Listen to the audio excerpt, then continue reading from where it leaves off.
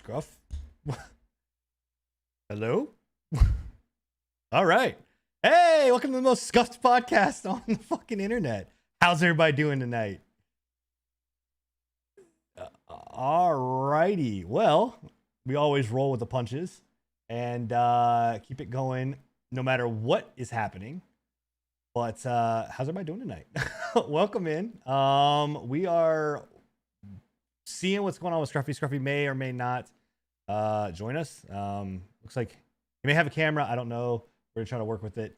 Just bear with us, guys, as we try to kind of move through what's going on. But welcome in. Welcome, everybody. It is episode number 27 of the PrePatch fucking podcast. How are you guys doing tonight? You're gonna see that I'm on Scruffy's side. I'm actually not on Scruffy's side. I'm actually on my side, but it's all fucked up. So, oh wait. Awesome. Well, looks like his Discord just broke. Oh, maybe he's back. Maybe not. Oh. Hey, are we live? Wow. Okay. Well, hold on. Why can no one now? Your Discord just shit out again. That's awesome. You're so, but yes, in a very, very weird, odd kind of stage. But also, too, guess what? My fucking audio, for whatever reason, my audio is coming through. Your guys' audio is not, which is weird. I do need to flip this, guys. Just bear with us. We're going through a lot right now. Rotate. What is that? 180 degrees? No, rotate 90 degrees. Wait, hold on. Boop. Nope, that's wrong. This is great. Hold on. Bloop. Now we need to flip horizontally. Yeah. Bloop. Wait, what just happened? This is fucking phenomenal. 2021, man. It's been fucking great, hasn't it? It's been don't watch this stream. Bill, this is the don't watch this one. This one is not the one. Why is Discord is being fucking weird though? I will say that because everything is set for where audio should come through for you guys. But it's not. Output device. Device input's the same. Output should be the same. Yo, you guys want to say something real quick? Yeah, it's why is it not?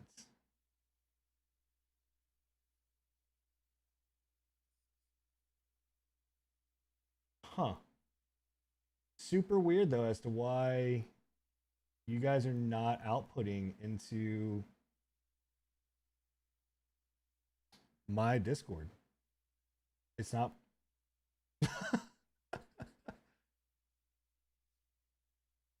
Wow. This is great. This is great content, guys. Great content. Yeah, you have an excuse. We don't. I can tell you that probably what's gonna happen. Honest to God, what's gonna happen is we're gonna fucking restart this show and reboot it once we figure this shit out. So everybody, just bear with us. You get to see the kind of backstage of shit, of what's happening and what's going on. All right, can you guys talk? Enigma, can you talk for me? Because I don't. Say something again. Why is Discord not picking up and sending audio to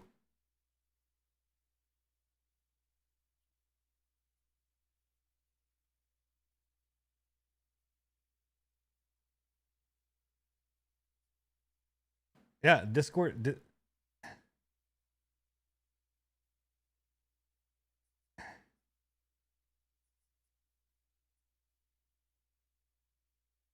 huh. I don't know. I cannot, audio is not going through on my side to it for I am going to my shit.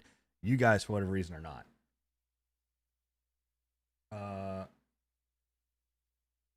And I don't know why nothing is going.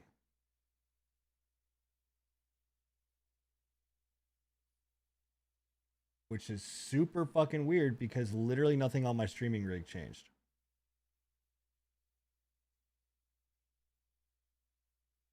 And say something again. Yeah, not a single fucking thing.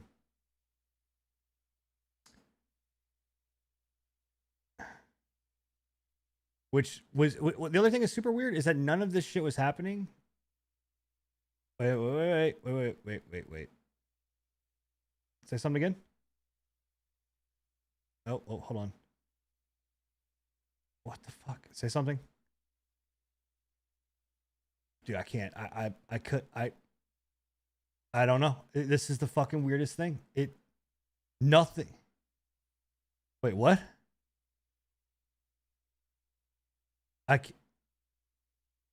I don't understand. Nothing fucking changed. What? Why would all of a sudden OBS just decide to be like, nah, we're not going to be able to listen to what the...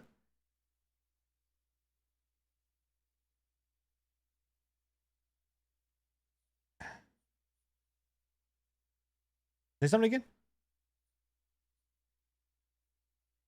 Oh my God. The whole time. See what happens, Bill, when you're not here? See, Bill? Bill, this is your fault. This is what happens when you're not here. Display capture. Literally everything should be fucking working. Why is it not? Properties. Use that. I don't understand. Maybe if nope, I don't want to change that to use default. Hold on. Say something. Say something. God damn it. Literally nothing changed.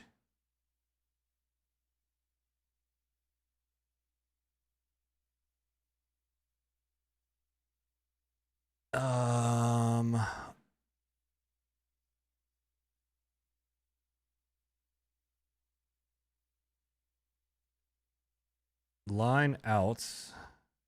System samples line in. Oh, hey, say something. Yo. Hey, I fixed my issue. All right, we're good here. Jesus Christ. Where did that? I'll send it to you directly.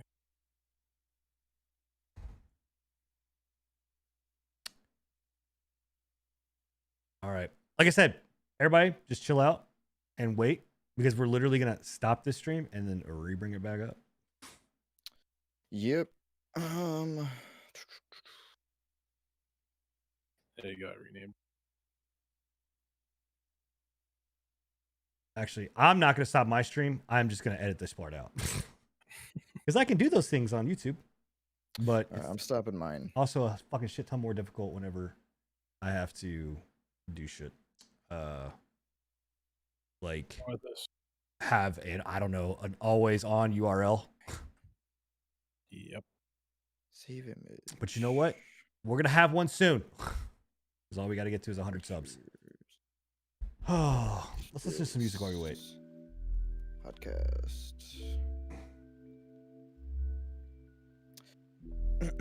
Okay. So, how's everybody's Wednesday doing? Just having some. Mine was actually not mine was actually again. Not bad. Hold on. Don't go live yet. Because we got to be able to have a timestamp to be able to edit this, and I need to bring it back. So, all right. Let me go back here. Bring it back. Well, here for the sake of, since like I'm downloading my VODs now, and uploading them. I mean, we could switch to yours, but can you put the music on again? Music is on. No, I mean like the intro music. Yeah, I'm gonna put all of that stuff back on. I'm gonna restart the show like it's starting from scratch. Yeah. Then I'm ready whenever. Okay. All right. So let's pause this. All right, chat. You're not gonna see anything on my end except for the fact that we are literally going to go. Like you'll see the screen pop up, the marker will come up, and then we're gonna go to the starting soon screen. So in post, boys. Yep, we're gonna edit in post. All right. I'm gonna add the stream marker here and 3. Let's see. All right, 3, 2, 1. Hit it.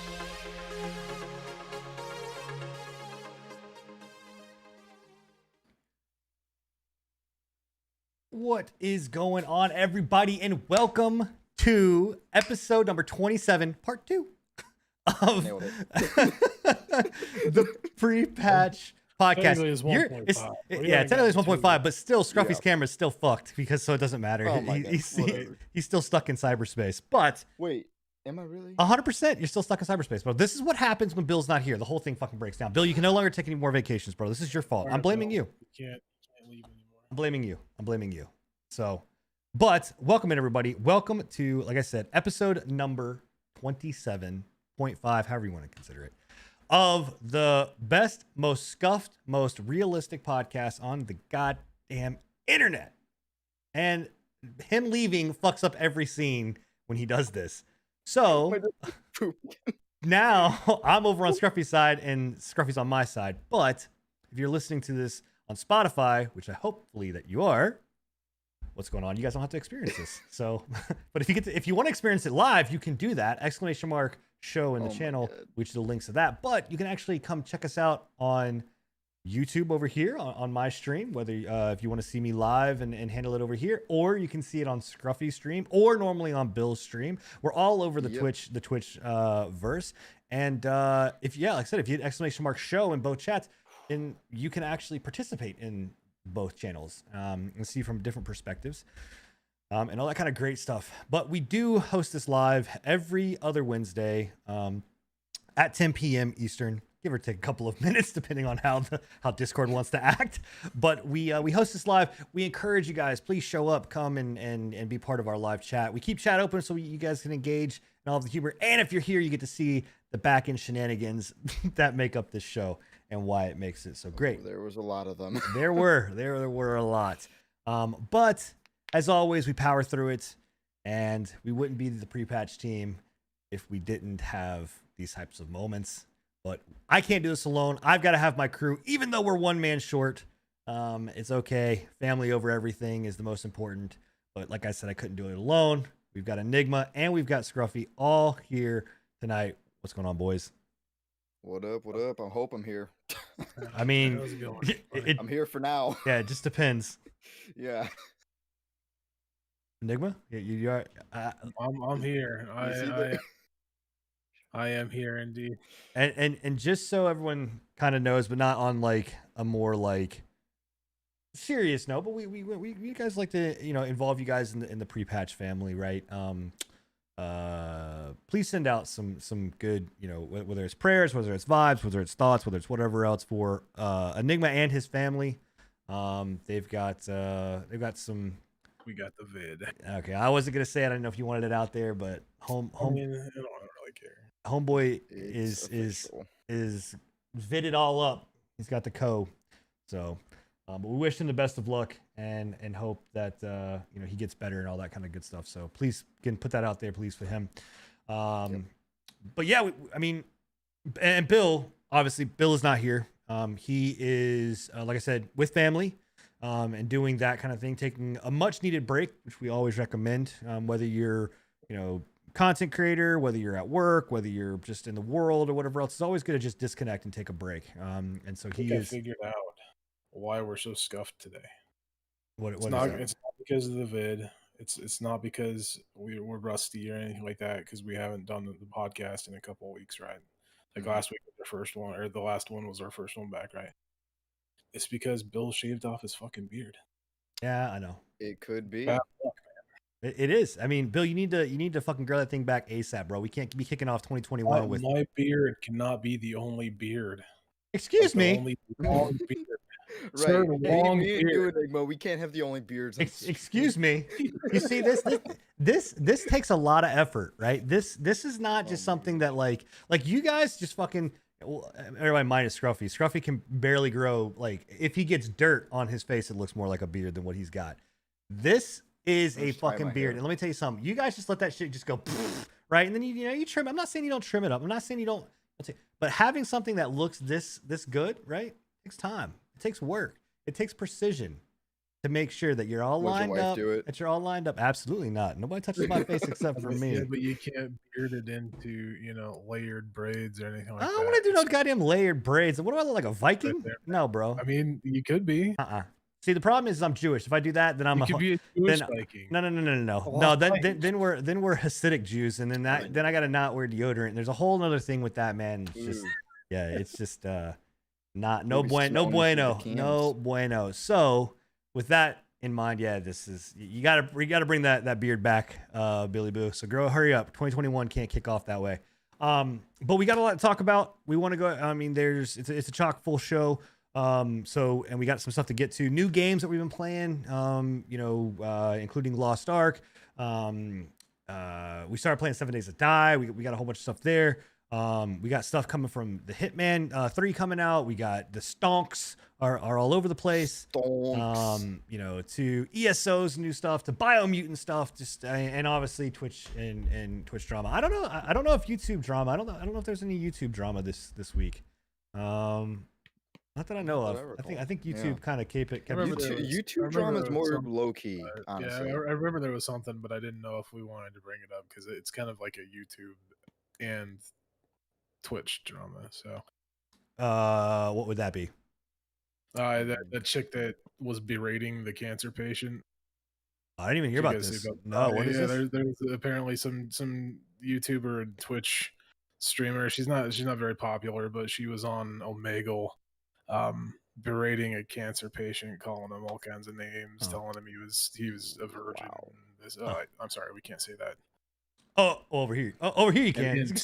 A second, he was and then commenting about his wig and shit. Just a terrible person, man. Just like it's the kind of people that you're like, man, if there's anybody that should get cancer, it's you. Oof. Okay. Yeah. Well. Damn. Words were said. Yeah. All right.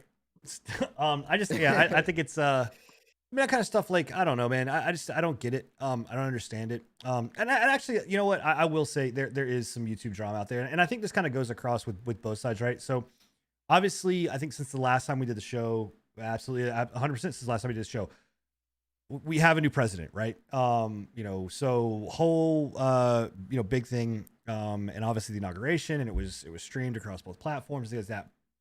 The issue that kind of came up in the drama that's there that is on YouTube, as well as I think on any social media platform or anything like that, is I think just the silencing of certain people if you don't agree with it, and where there were some all right, Scruff's gone.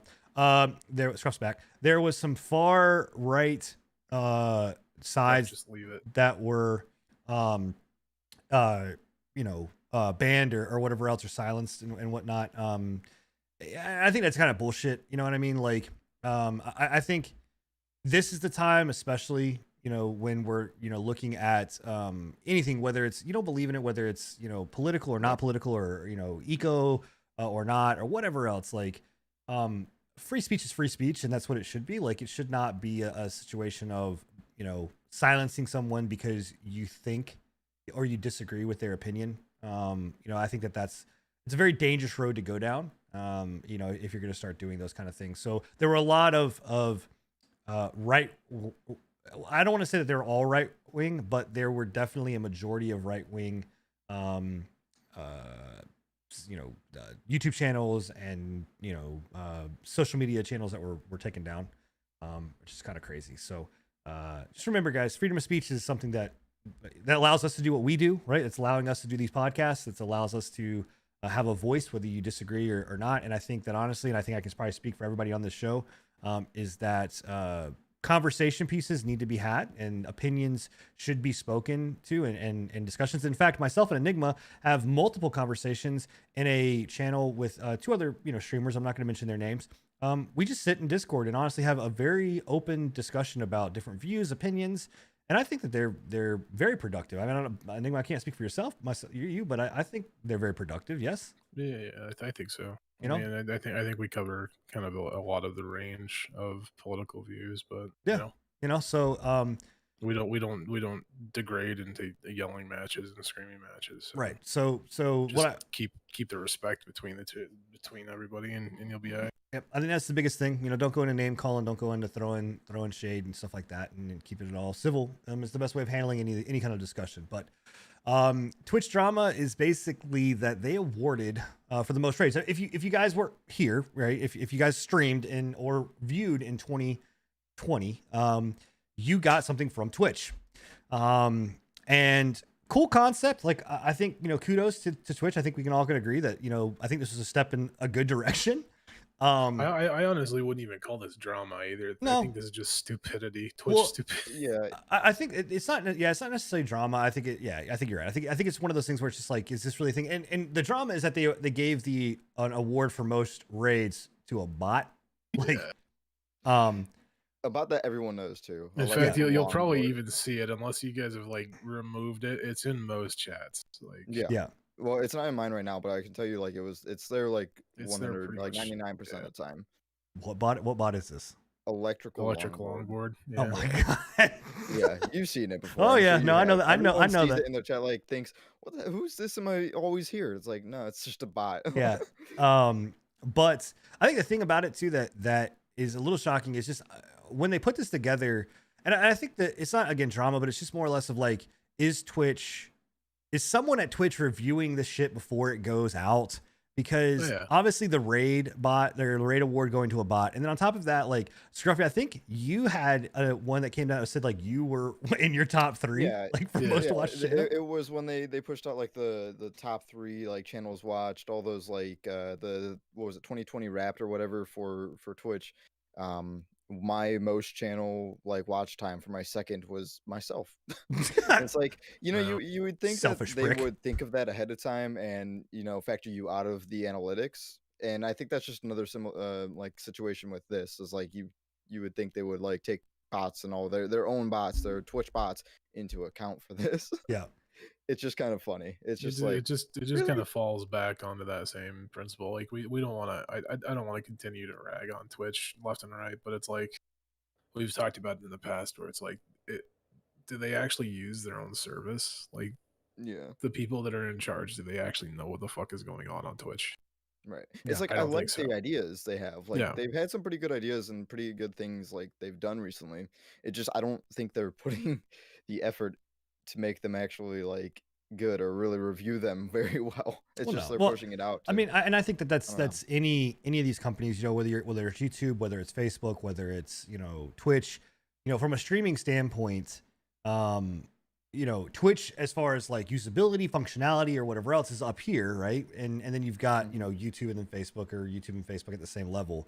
But nobody at nobody at any of these companies are born and bred content creators or streamers or whatever else. Like what Twitch used to be. That's what Justin TV used to be, right? And that's why a lot of people say that was the heyday of content creation. You know, when you know, change was happening for a reason, whatever else. But like, think about like this, the community, whatever committee that was put together, the safety and council community. What have they done? What have they done in fucking that was nothing but a publicity stunt. Like, didn't they get disbanded, or are they still? Yeah, the safety council, I think, got disbanded. Yeah, so they were around for a year. Scruffy. Scruff, just keep your camera off. Just keep the camera off, bud. Almost it's kicking you. Let me move my shit around so it makes sense. But yeah, it's like one of those things where it doesn't really make sense. And I swear to God, I think it was a publicity stunt. Like I think that was the whole purpose of them being around. You know what I mean? And so it's those kind of things of like, why not just take a second, take a step back, and let's really think about, is this needed? And before some shit goes out, don't fucking just let it go to the wind. Like, actually check it. You know what I mean? Like, I don't know. You know, it is what it is. I mean, I think that's the problem. And I think Elon Musk actually said it best whenever he came out and he was like, a lot of the problems with companies nowadays is that they are not willing to take a risk. They're not willing to take a jump. They're not willing to do what is needed to push and drive their company forward and to go all in. You know, and because of that, they're run by people that are scared, people that have a bunch of MBAs and all these other kind of degrees, but they're not necessarily 100% the best person to run a company. You know, so you know, it's interesting. Needless to say, it's an interesting kind of concept. But Scruff, you still here? Yeah, I'm still here. Okay. My cam. Just making sure. So moving from that, we go into, well, we'll just run into the line. I want to just bounce around or whatever else, but Biomutant. You guys are excited about Biomutant. Please tell me, like, I've heard the word Biomutant, but like, Biomutant, tell me what it is. Well, I think you probably know a little bit more about it than I do, Enigma.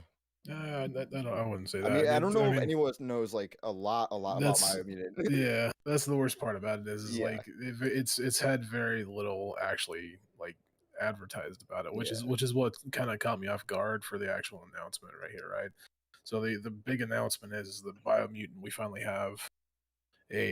You guys will have to forgive me. I'm having a hard time keeping my breath, but we have an announcement date for Biomutant, which is not something I thought that we would see Especially so soon. ever. Yeah, in some cases, but yeah, May 25th of this year, apparently Biomutant is coming out on I think Xbox, PS5, and PC. Both I believe it's on both Epic and Steam, which is big because like again, like I said, Biomutant is a very interesting game in and of itself. It's basically like a action adventure with like a very unique system in it where you can like mutate your character. From what I understand, at least again, there's not very much on the game right now, other than the few videos that we've seen.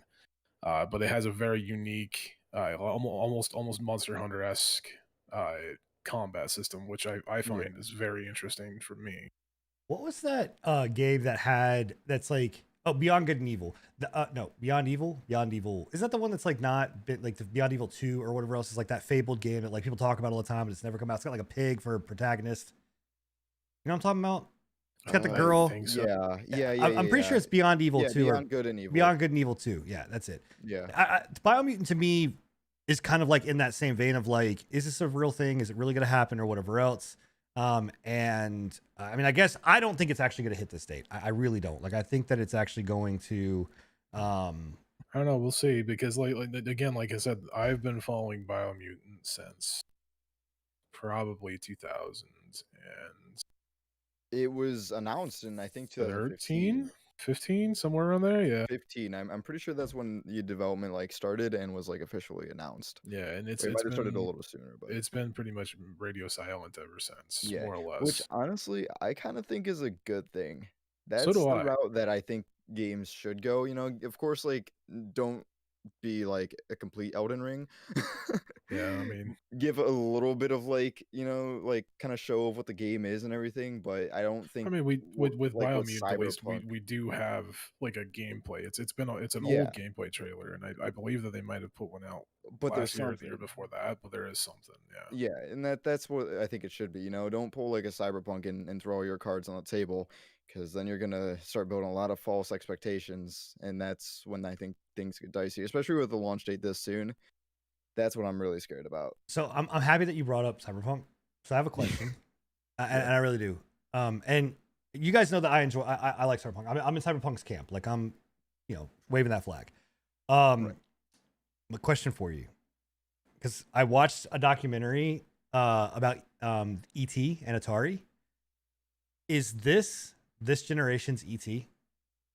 Like, is Cyberpunk 2077 like this the ET debacle that happened with Atari Reborn? And do you guys know what I'm talking about with ET, like the ET debacle? I know what you're talking about. Wasn't that game like a bomb fire or something? So here's the thing about ET, right? So ET came out and it was touted as like this, you know, it was gonna be a great game, whatever else, and like had all this hype around it. It shipped and it was like it just bombed. I mean, they shipped tons and tons and tons of carts, right? And it didn't sell anywhere close.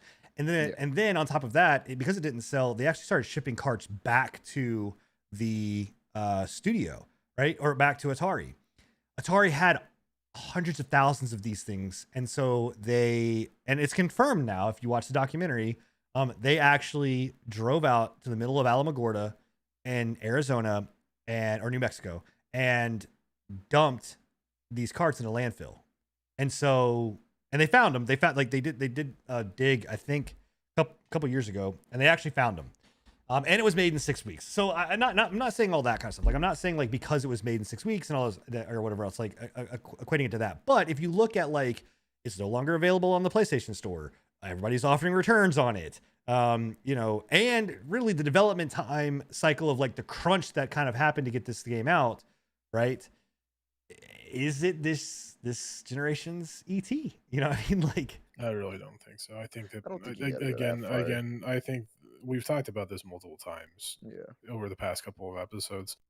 I think that Cyberpunk has been dragged through the mud by people wanting hate clicks, right? Because like in my experience, like I'm not talking about the experience that people have had on the older consoles, right? The older consoles straight up have had a lot of issues. But what I am saying is that there's far worse games out there that released last year and the year before that. Yeah, you're not wrong. But I think and again, I'm in Cyberpunk's camp, but like, if we look tit for tat, right, of what happened with ET and what happened with Cyberpunk, well, they line up like almost, other than the fact of like the 6 week time frame, right, that it took to develop it. Like, hardcore fans of ET actually like ET the game. Like, and I have played ET, the Atari ET, and it's hard and it's difficult, but the game makes sense and you play it, and there's some really cool shit that's actually in that game that I think a lot of people will give it shit for when it's actually not. So like, literally paralleling it to Cyberpunk, I mean, it's on that same fucking path. Like, it's verbatim. Like, I mean, again, it's just like boom, boom, boom, boom, boom, boom, boom. Like, all of that stuff that happened with ET happened with this. So like, I'm just wondering, are we gonna fucking have one day like a Cyberpunk fucking, you know, documentary where they're gonna find a bunch of these things dumped in like some landfill somewhere? Like, is that what's gonna happen? Like, online landfill. Like, I see what you're saying. I think it's sort of a stretch, but I mean, it's hard to compare something that's like ET. Like that's like the base of gaming. That's so old. Definitely think it's a something hyperbolic type of way of looking at it, right? I mean, like the game itself was playable. The game itself was finished to an extent of what the game experience had to be, right? If you're talking, I don't know what ET was. I never played the Atari. I mean, ET's playable. It's beatable. It like, people in chat are saying there's no real way to beat it, but it is like. And if you watch that documentary, they go through all of that motions, all of those things that show all of that. Like, it just.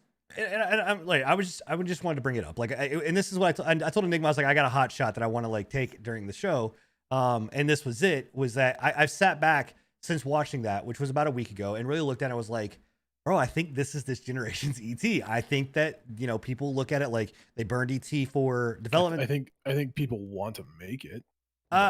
Yeah, but I whether mean, it actually is or not are two different things, personally. ET being touted as one of the worst video games of all time is honestly fucking bullshit. Like, you would tout Cyberpunk as up there with one of the worst video games ever made of all time. No, I'm not saying that. What I'm saying is that the way that media and mainstream is looking at it is identical. Like, ET, worst game of all time, Cyberpunk, one of the worst games of all time, right? Like, I think I agree with that old fat dude in chat. That's his name, by the way. That's his name, by the way. That's his name, by the way. He says the Fallout 76 is closer to the ET drama. I would agree with that. Maybe my bias towards not liking Fallout 76 and what they did with but they never offered a refund for Fallout 76. They didn't ship a bunch of cards. They didn't ship a bunch. Right, yeah, but that's just because fucking CD Projekt Red wasn't greedy enough to offer fucking. I'm not saying that that Fallout 76 was not like a debacle in its own right, but I think that we are going to look back in history, or history will look back, not we will. History will look back ill will of Cyberpunk and say it was one of the worst video games releases of all time. Like, what the game will be. I mean, ET can't have that. ET can't have like it was one of the worst releases, but ended up being one of the best games because they didn't do that back then, right? They didn't have DLC. It wasn't a thing. Like, Cyberpunk will be a top notch in everyone's. Well, I don't know. Maybe I don't know. There's just a lot of room of growth for Cyberpunk in some ways, right? That they can do some stuff with it. Where like the ending project, people will look at and be like, this is what the game should have been. But I think from a release standpoint and from everything else, I have to say, I think this is the ET. I think this is ET of this generation, and I hate to say I it, don't think so. but I think it is. I honestly don't think so. There are far worse games out there that have released in Right. the past couple of years. But we're not than saying Cyberpunk. you're comparing release to you're comparing like what the game is and what people think about ET. I'm talking about like what happened, like history, as in what happened with the game, what happened with the release, what happened with the returns and the feedback. That's what I'm talking about here. I'm not saying that Cyberpunk wasn't a good game. And I'm not, because I'm saying that ET was a good game. I liked ET for what they had. I liked ET. I thought it was, it was playable. It was fine, whatever else. I understood it. But what I am saying is that, like, point for point, what happened here happened there, and it's cyclical, man. It's like, I'll send you the documentary, and yeah, you'd have to send me the points because I just flat out don't agree with you. Again, I've seen, I don't know what the points that you're talking about are, but if all we're talking about is literally the fact that they offered refunds, no, it's not. It's the game was not publicly received well, right? Cyberpunk publicly was not received well. There are outliers on both. ET outliers, I'm one of them. I like ET. There's outliers on Cyberpunk. People like Cyberpunk, right? But publicly, it is known as not being it was not received well, right? Both games got that. Both games one game was developed in 6 weeks. One game wasn't developed in 6 weeks, but there was a huge crunch and it was put out before it should have been, right? So both get points there in saying that the games were released when they should not have been released and they should have taken more time with them. Both games offered refunds back to customers and were shipped back to the, where the developers or whatever else. And so I would technically count that as 2 points. So like, if I'm going off of those scales, like all of those things hit, right? Like the fifth one, it's whether or not these things are going to end up in a fucking landfill. Like if they end up in a fucking landfill, I'm just going to point out that again, Fallout 76 had both of those options. The only difference between Fallout 76 and Cyberpunk is Fallout 76 and Bethesda didn't offer refunds. But if you mention Fallout 76 to the mainstream media, right? Yeah, when it released, it had just as bad a press as Cyberpunk had. Maybe. I don't know. Yeah, I'd have to agree with Enigma on that one. I'd be interested to see, and I think what's really going to be the true tell of this is like 6 months to a year to 2 years. I want to see what is the message behind Cyberpunk. Like, is Cyberpunk touted as these phenomenal games? I would be willing to bet that Cyberpunk will be in a better position in a year than Fallout 76 has been in for 2 years. Then Fallout 76 will probably ever Are you be. talking about from a game perspective, or are you talking about from a publicity perspective? From a game and publicity perspective. I don't know. I'm interested. I'm not gonna call you wrong, but I don't know. I'm interested. But as it stands right now, I think that this has the potential to be the ET of this generation. Like I said, the only argument that I can give you is that, again, Fallout 76 has every one of those points. They had a terrible release. It had a terrible PR. It had terrible reviews. It had terrible public relations. The only difference between Fallout 76 and Cyberpunk is that at least CDPR was willing to admit that they fucked up and offer a refund. Yeah, but I mean, shit, you could even don't say you think Anthem was in the same boat? I mean, there's a lot of games that had a lot of hype. I think Anthem might have even had a little bit more hype than 76. I don't know. Bethesda fans go crazy. Not at all. But I will 100% agree with that. Cyberpunk was overhyped. 100%. Where I'll agree with you is that both those games, you're absolutely right. Anthem and Fallout 76, both complete dumpster fires, way beyond what the dumpster fire that is going on with CD Projekt Red, right? Or Cyberpunk. The difference there is that once Bethesda releases Elder Scrolls 6 or Starfield or whatever else, it'll be forgotten. Fallout 76 will be forgotten, right? Like Fallout people. I'm telling you, man, Fallout 76 will be forgotten because Fallout ingrained in people's brains. Yeah, because Fallout fans could give zero fucks about Elder Scrolls. It's been proven and it's been shown. I'm talking about from a publicity standpoint. I'm telling you right now. I mark my word. I'm telling you. I firmly believe. I mean, it's the same thing with CDPR. Once CDPR releases the next fucking Witcher series, they'll forget all about it. I have a feeling that this will. I bet you that Bethesda could release another Fallout and call it Fallout 5, right? And Fallout 76 bullshit will not affect those sales as Yes, it will. as negatively as what Yes, it CD will. Projekt Red's next project will be. 100%. I don't know, man. I don't know if it'll affect the sales, but because I know Bethesda fans will buy whatever Fallout they throw at them. I don't think they will, though. But I don't know. After the performance that Fallout Bethesda has 76 had over the last 2 years, I don't think that gamers are willing to accept their bullshit. That's why I don't we're know. in the Fallout 76 was such a wild case, like, and that's why it's going to be literally ingrained into like everything. That's why it's a staple of why we always reference for any bad release, any bad game is Fallout 76. You throw like a new single player RPG Fallout, I think people will still buy because that up. the biggest thing that I can say is just the fact that with Fallout 76, I don't think that they're going to be willing to forgive as quickly as they're going to be willing to forgive CDPR. Yeah, see, I'm with Scruffy because I think that what they'll go to is the fact of that really wasn't a Fallout. That was them trying to do something different with Fallout, but that really wasn't a Fallout game. Fallout 5 is I don't think Fallout. that. We accept it as a Fallout game. We just accept it as a failure of a Fallout game. I don't understand the correlations though, because you can correlate the exact same thing for CDPR when it comes to Cyberpunk. You can say, well, that wasn't a Witcher game. Yeah, it's very much in the same like vein of what they were trying to like. All I'm saying, and I'm not trying to pick a fight here or play devil's advocate. I'm just saying that in the world of Elder Scrolls or Bethesda, right, and Fallout, is that Bethesda has a lot more quote unquote wins under their belt, right, and quote unquote a larger fan base, whether it's Elder Scrolls or Bethesda or Fallout, than what CD Projekt Red has, and that in the world of if this stuff continues to go bad, right? Like Fallout 76 can't get worse, and you know it couldn't get any worse. It has. What I'm saying is it can't.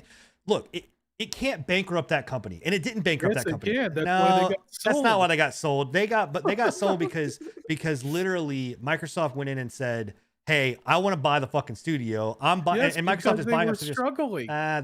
$7 billion is not struggling. They were not fucking struggling. When they got bought, they were not struggling. That's not struggling. I don't know, man. I think you need to pull up the numbers if they're even out there, because I doubt you're gonna find them. I will 100% go behind and say that prior to Microsoft buying them, they were struggling, because they would have never accepted the fact of going under Microsoft from their own parent company. Oh, why 100%. why would you bump yourself over into a fucking contractual obligation with a bigger company like because that? For $7 billion, I guarantee you that you would sell your own child for $7 billion and no longer have the ability to make your own decisions on your own games.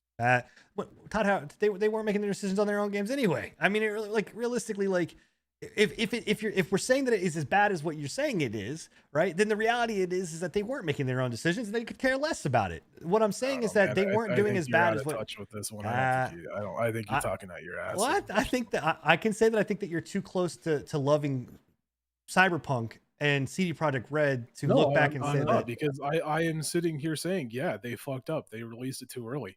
I don't think they're worse than fucking Fallout 76 though. I haven't even played Cyberpunk. I don't have that close of a connection, and I can totally agree. I think it's just a far-fetched comparison, honestly. I think publicly it is viewed the other way. I think publicly it is viewed as because they got dragged through a smear campaign just like Fallout 76 did. Right, but so if Fallout 76 and Cyberpunk got both dragged through a smear campaign, then the reality is that just the culture of like how we critique games now, anyways, is drastically changed from back then. I mean, Fallout 76 ain't that old, man. Like it's not that. No, I'm not saying. I'm talking about ET. Oh, right. I get it. I understand. Judge games from back then to now. Like you're not wrong. Yeah, you're right. If there's a bad release now, it is canceled immediately because that's what the culture is right now, unfortunately. Yeah. I think you got a bad opinion on this, but. It's just, I mean, that's fine. We can. I mean, that's the great thing is we can disagree. But I'm telling you, I think I'm interested to see if, in fact, this will be known as like I said, the ET of this generation. And I will send you the documentary, and so you can look at it. If it is known as the quote unquote ET of this generation, it's entirely because it was pushed that way, not because of the actual merits behind the game.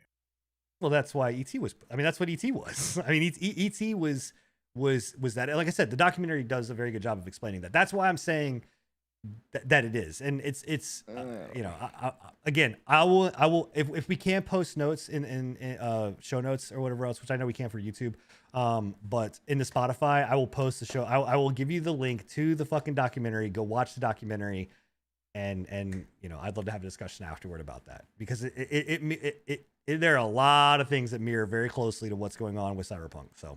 No, I really don't see a lot of things mirroring. You've named off 4 things that can be attested to both Fallout 76 and any Right, other but Fallout 76 isn't remembered that publicly as a public whole. Yes, Fallout, it is. it's not. It's yes, it is. You are not close enough to Fallout It's- 76 to know. bro. It's just we're so close to the Cyberpunk release too. Of course, that's what everyone's still talking about. At the time of Fallout 76, it was the same thing. They literally had months. It was like a solid 4 months of just nonstop trashing You're right. on Fallout 76. Yeah. You're right. And it still goes on now. And It's it just still not goes as on. publicly, known, because Cyberpunk is the big thing right now. I think that Give it like 5 or so months, Cyberpunk will be in the same boat, and there'll probably be another big dumpster fire. And the other worst part about Fallout 76 versus Cyberpunk is I have a lot more faith in Cyberpunk to fix the game rather than add in a fucking battle royale that didn't do anything for the you're game. right. But but one thing that you're not taking into consideration is that the amount of hype that went around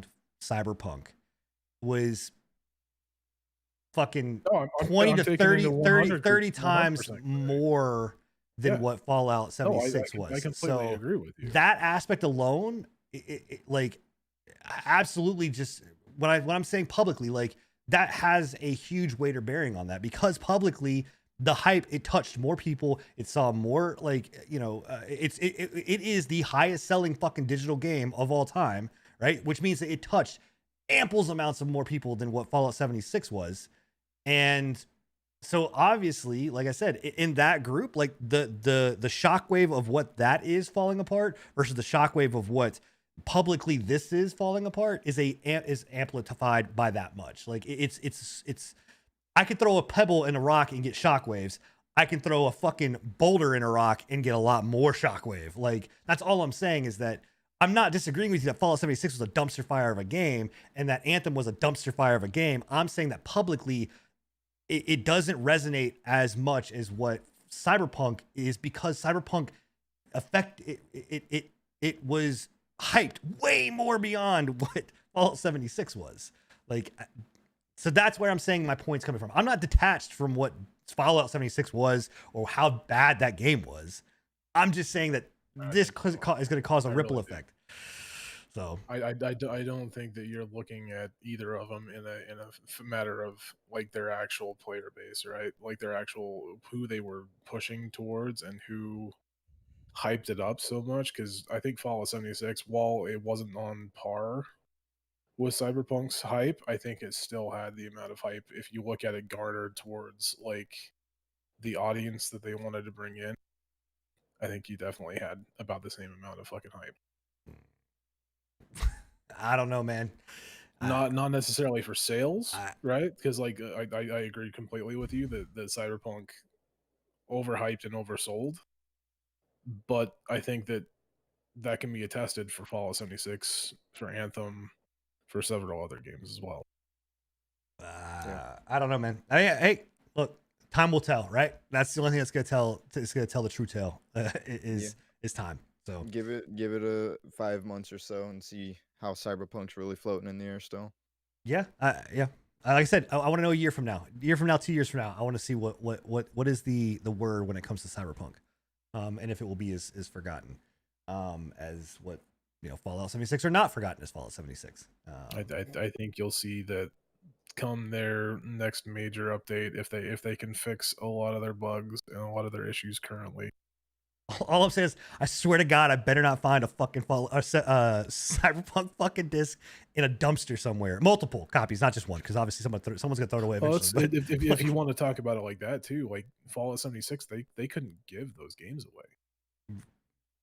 They literally taped. There was pictures of them taped onto fucking Xboxes and PlayStations because they couldn't give them away.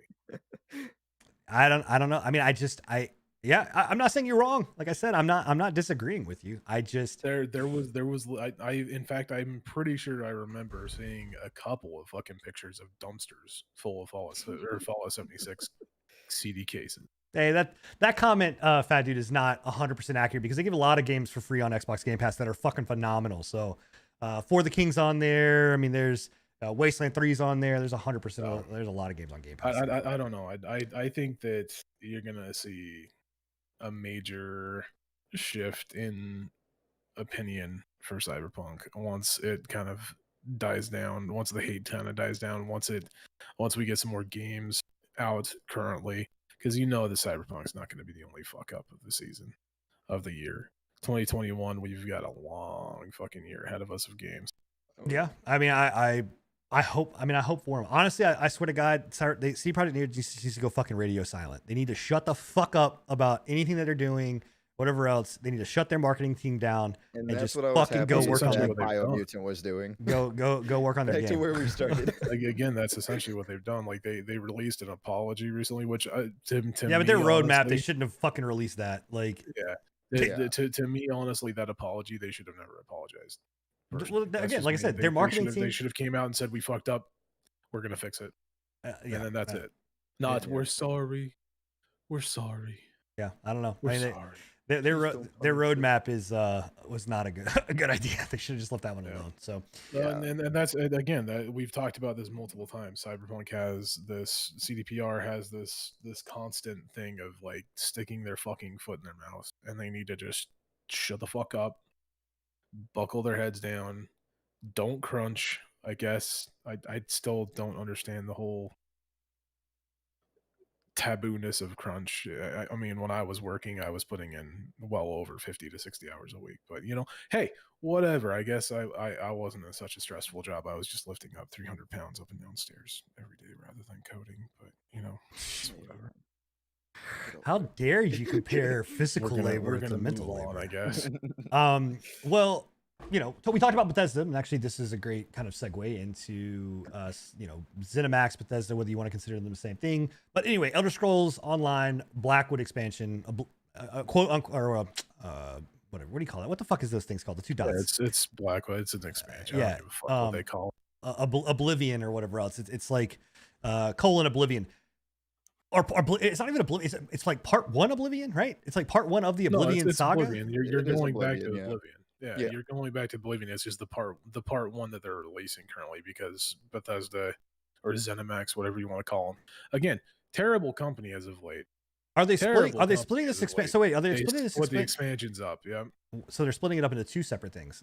They split it up in like 4, bro. Like, wow.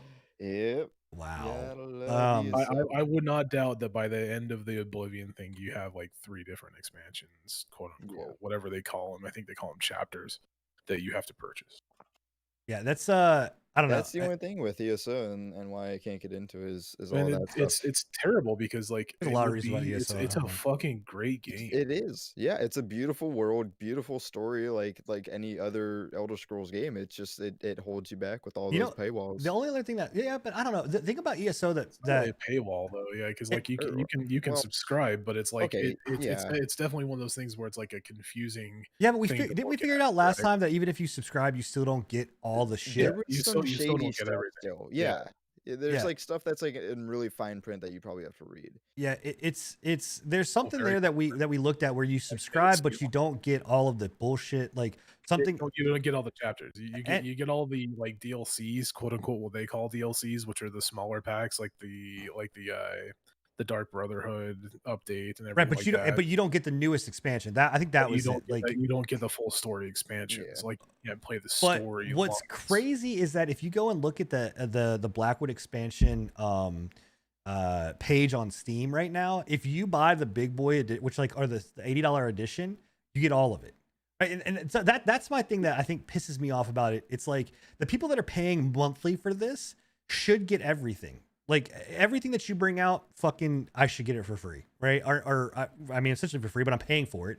But the thing about it is that if you're paying monthly, you still have to buy the fucking expansion packs, and the people that just buy the expansion packs and buy the big ass expansion packs get all of that shit. So Yeah, they get all the previous stuff. I'm looking at it on Steam right now. So the pre-purchase The Elder Scrolls Online Collection Blackwood Collector's Edition, which is the $79.99 one. That's not the same, fat dude, as how World of Warcraft does it, because World of Warcraft, all of their updates, all of their stuff, all of their content that they do is free. Like, or whatever else. You buy the major expansion. That's not how ESO works. ESO has these chapters that come out that you have to pay for and bring out. They're not all included in your DLC or your content purchase. Yeah. Like, so with the collector's edition, you get the base game if you don't have it, the Blackwood, which is the new one, Greymore, which was their last one. Elsewhere, Somerset, and Morrowind chapters. If you subscribe, do you get the chapters to the DLCs though? You get the chapters if you subscribe. I think you get Morrowind and maybe Somerset and Elsewhere, but so you don't get like 2 DLCs back or behind. Yeah, you don't get Greymore, you don't get and you don't get the like segmented chapters. When ZeniMax first released ESO, you guys are gonna have to forgive me, because I'm trying to catch my breath. You good, man? Breathe. Just how breathe. dare you try to breathe? When they first released ESO, they said that they were not going to charge for DLC, and so the way that they got around DLC not charging for it, they renamed it to chapter, and then they gave you DLC, which are smaller patches, for free. Yeah.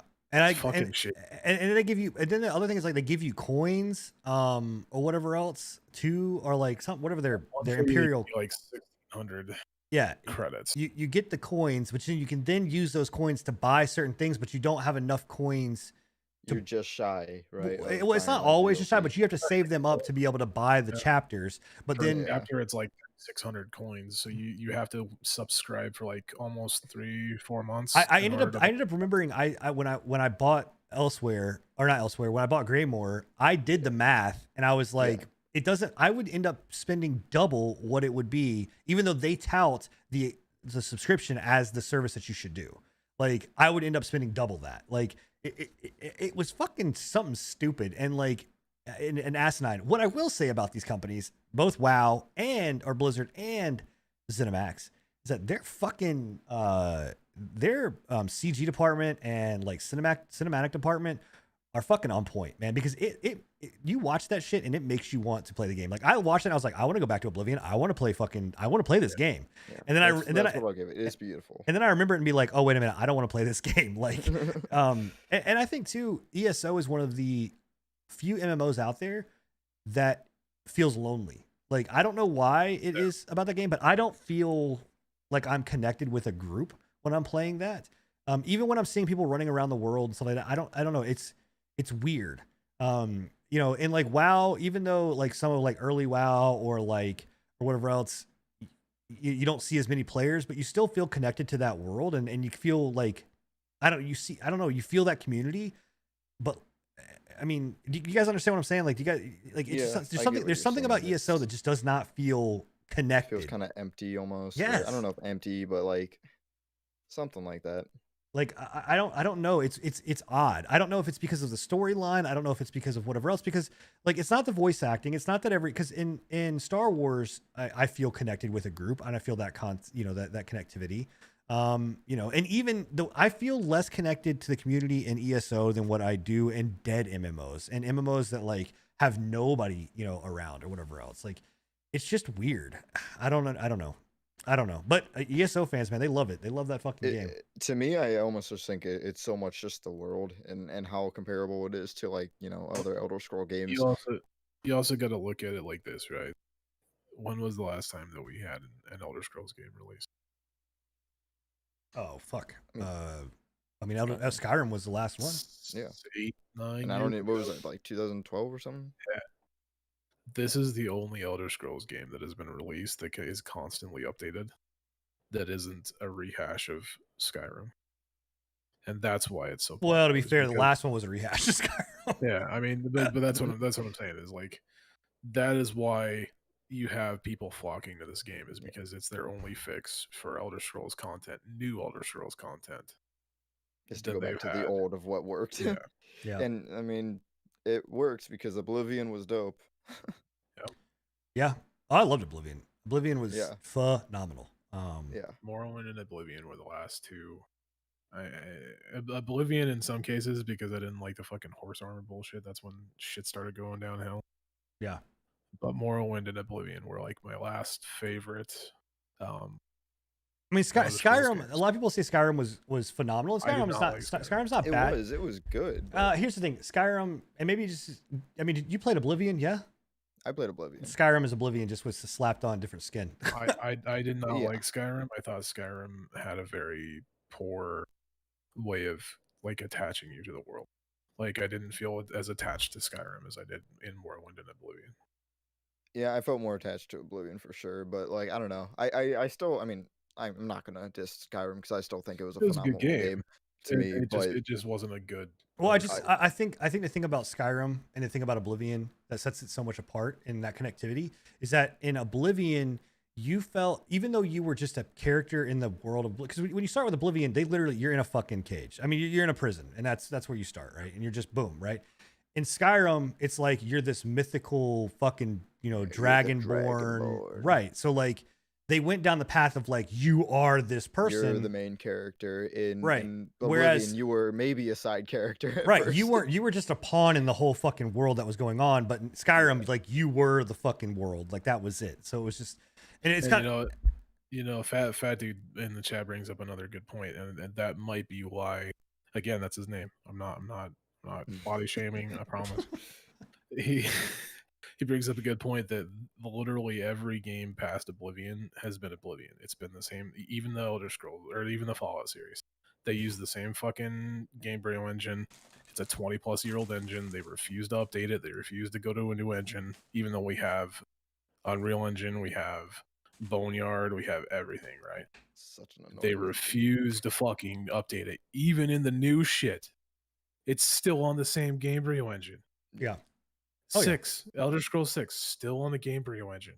Fucking their new shit, the Starfield Starfield will be still too. on the Gamebryo engine. Yep. I thought they updated that engine. I thought Oh, 6 was. They've updated it, but Well, it's they've still the updated it same fucking engine. graphically. Yeah, but it's still the same engine. When they say, "Oh yeah, we've updated the engine. It's a new engine." No, they literally have just installed plugins. Yeah. The biggest thing with that engine that always pisses me off is that the FPS is tied to the game speed. I'm like, oh my, and that was I don't want to get back to the Fallout 76, but that was the biggest reason why there was actual hackers in the game is It was because people fucking just had to insane. change files. They just had to literally edit the file. Literally, I remember playing Fallout 76, going in and editing an INI file to try and get better fucking FPS, and it your game speed completely increased, and your not guy would run at the same not game speed, not game speed. It deleted meshes, and I was able to walk through objects, Even better. rocks, And trees. That's the walls. engine that they stick to, and that they hold so dear. Literally one edit to the INI file. It was like a 0.1 to a 0.0, and I was able to completely wall hack my way through. What I think is gonna be funny is and interesting is now that we've got Obsidian and Bethesda all under the same roof. Like those all are under the fucking Microsoft roof. Like so it's gonna be like, I don't know. It's kind of gonna be like mom and dad kind of being like, why can't you be like the other son? Why are you the fucking shitty son? Why can't you be like the son? You know what I mean? Like that's why I was so shocked when they purchased it. I was like, wow, they've got one company that like Bethesda fucked hard, and now they're in the same parent company. Like, wow, okay, that's gonna be fun. Yeah, maybe. I mean, maybe like I said, Fat Dude is maybe right. Maybe that's why they bought out Bethesda, so they could bring give Obsidian to be like, here's your IP back. Fucking make it good, please, dear God. Because literally the only good Fallout in the past 20 years, like fucking forever, has been Fallout New Vegas. Well, you're gonna get the New Vegas. It's gonna be Miami or whatever else, and it's gonna be done by modders. Like it's. I mean, yeah, Miami's gonna be dope, but that rumor of Fallout New Vegas too. Ooh, it's still. I know it's a pipe dream, but get rid of fucking what's his name, Todd Howard, and just fucking restart that entire. Todd Howard's just gonna sit back and make money. Speaking of Obsidian, what I'm still really excited for, and I guess there's actually a release date. Of course, it's just rumored, I think, but Avowed. I don't know if you guys remember seeing the trailer for Avowed, and I think it was E3. I think it was like if I'm not wrong, I think it was like March 31st, which I don't know how, because I mean they've showed nothing of that game since they announced it with that one like cinematic trailer of the arrow flying. But man, I mean, I'm still excited I for think that this game. year we will see a shit ton of games come out from Microsoft Studios because they have to. Like they have to. They launched a console and they have nothing on it, right? Like Game Pass is their thing, which I understand, but they have nothing on out right now. Like so, you know, they're getting their, you know, I wouldn't say they're getting their teeth kicked in, but like from a perspective of like why you buy a new console, PlayStation is beating them with one game and one game only, and that's fucking Demon Souls. You know what I mean? Like, you know, an Astro Playground or whatever the fuck that game is. So, you know, I think we'll see those games. I don't know if we're gonna see it March, but I think that you're gonna see. No, I definitely lied. I think I was thinking of a different game that I looked up recently, but Avowed is November 10th, which is a bit more. Yeah, that's more reasonable. So I'm excited for that game for sure. That's I think going to be the better Skyrim 6 or whatever. We don't even know what it is. We'll see. It's a RPG. Yeah, no, but RPG. we've not seen anything about it. Because like that's what they said about what's that one that they just came out with? I met Todd Howard IRL. Fat dude. You talk about Obsidian games? Yeah, what's the new one that they just came out with? The new Fallout like space one. The Outer Worlds. Yeah, Outer Worlds. Yeah. As much as I liked what they did with Outer Worlds, I don't think that they encompassed what they've had in Fallout. I don't think so either. But yeah, something was lost in translation. Yeah, but they also didn't have Microsoft money. Microsoft money can do a Outer Wilds was not. Outer Worlds but in Microsoft. It was a Microsoft release game. Yeah. Right. But I don't think Microsoft did Microsoft buy Obsidian prior to them doing that? Because I'm pretty sure we saw Outer Worlds. That's another thing. They need to fucking stop doing that. Outer Worlds, Outer Wilds. God damn it. I'm pretty sure we saw that shit, and that game was way in development before this. I'll have to double check. I don't know. I think they got signed on after Outer Worlds. Yeah, I'm pretty sure they signed on after Outer Worlds because they didn't have that was the game I remember seeing at E3 a couple years ago. So yeah. I could be wrong. I don't know. Either way you look at it. I agree. Like there's something that didn't really relate too close to Fallout New Vegas, but and maybe that's what they were going for. They didn't want to make another Fallout New Vegas. They wanted to make their own shit. Like how is Outer Worlds though? You've played it a little bit of it, Scruff. Yeah, it's fun. I've been enjoying it.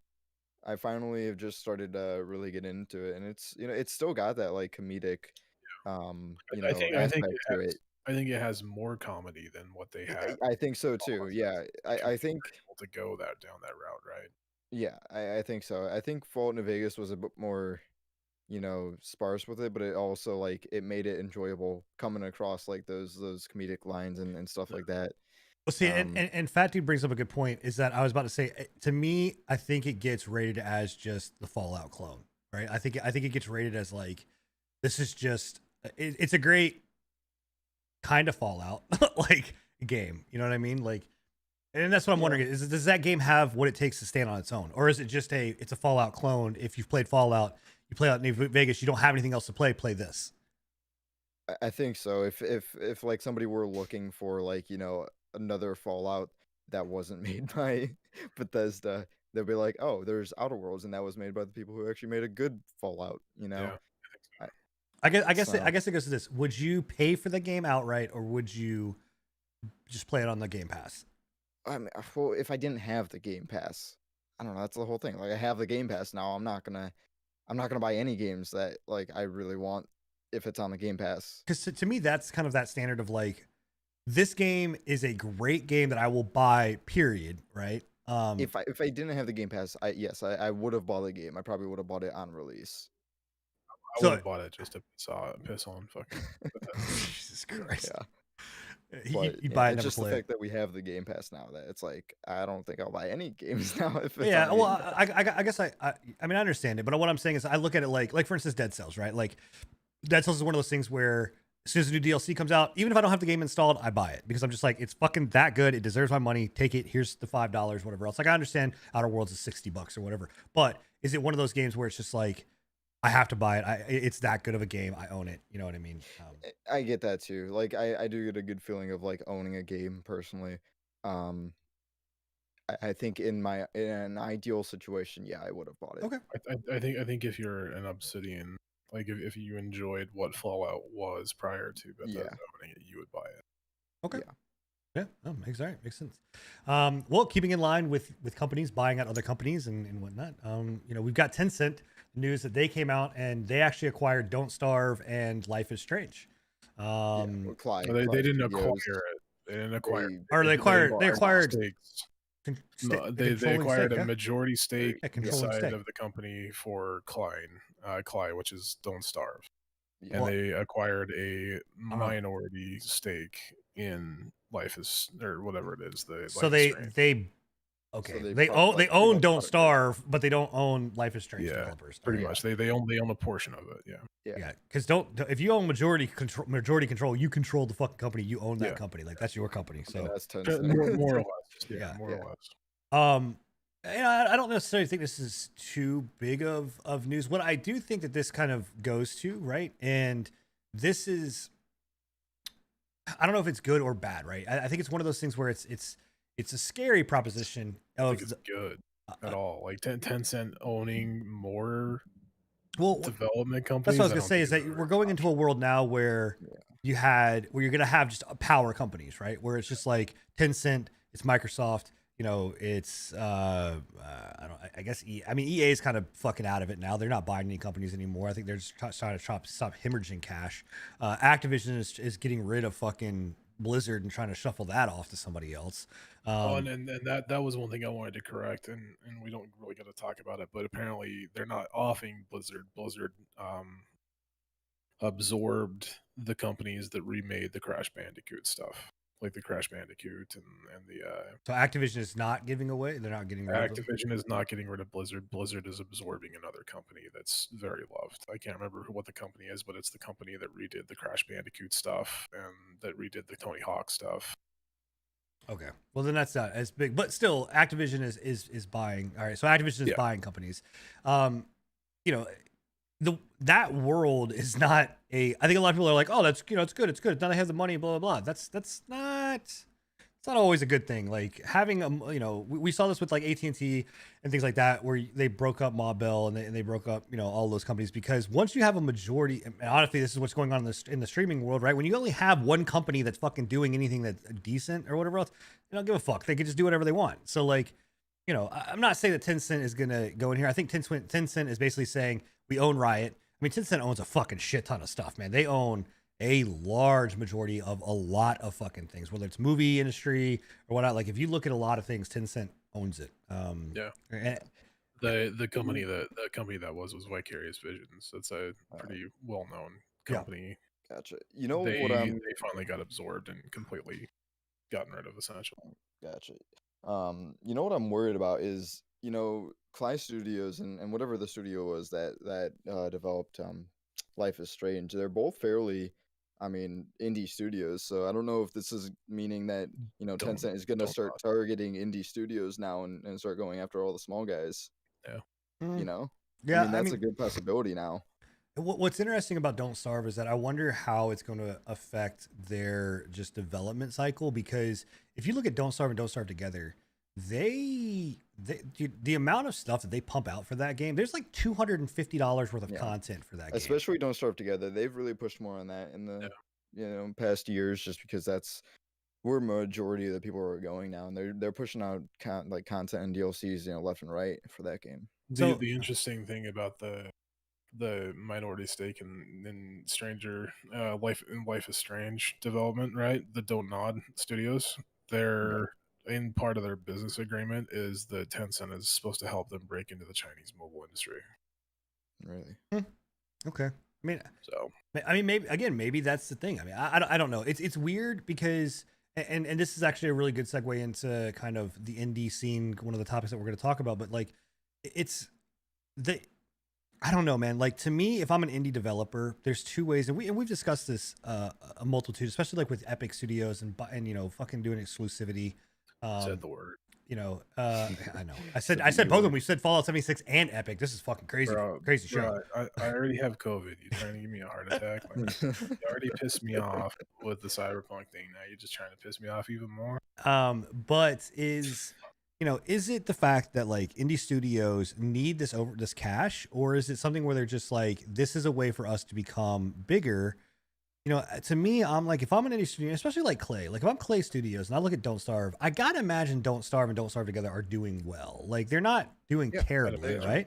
I think a lot of Clay. I mean, even their other game auction not included, it does decent. It does good.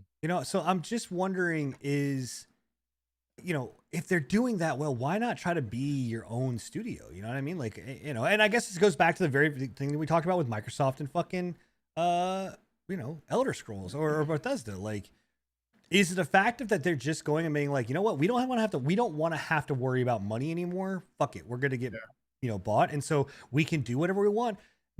If that's the case, I hope to God in their contract they have written it somewhere that they get the end all say all on what happens with that product. Because if you watch enough of the Toys That Made Us documentaries and whatever else, all of those people that sold off those properties to these big companies, right? Like Viacom bought out fucking Ninja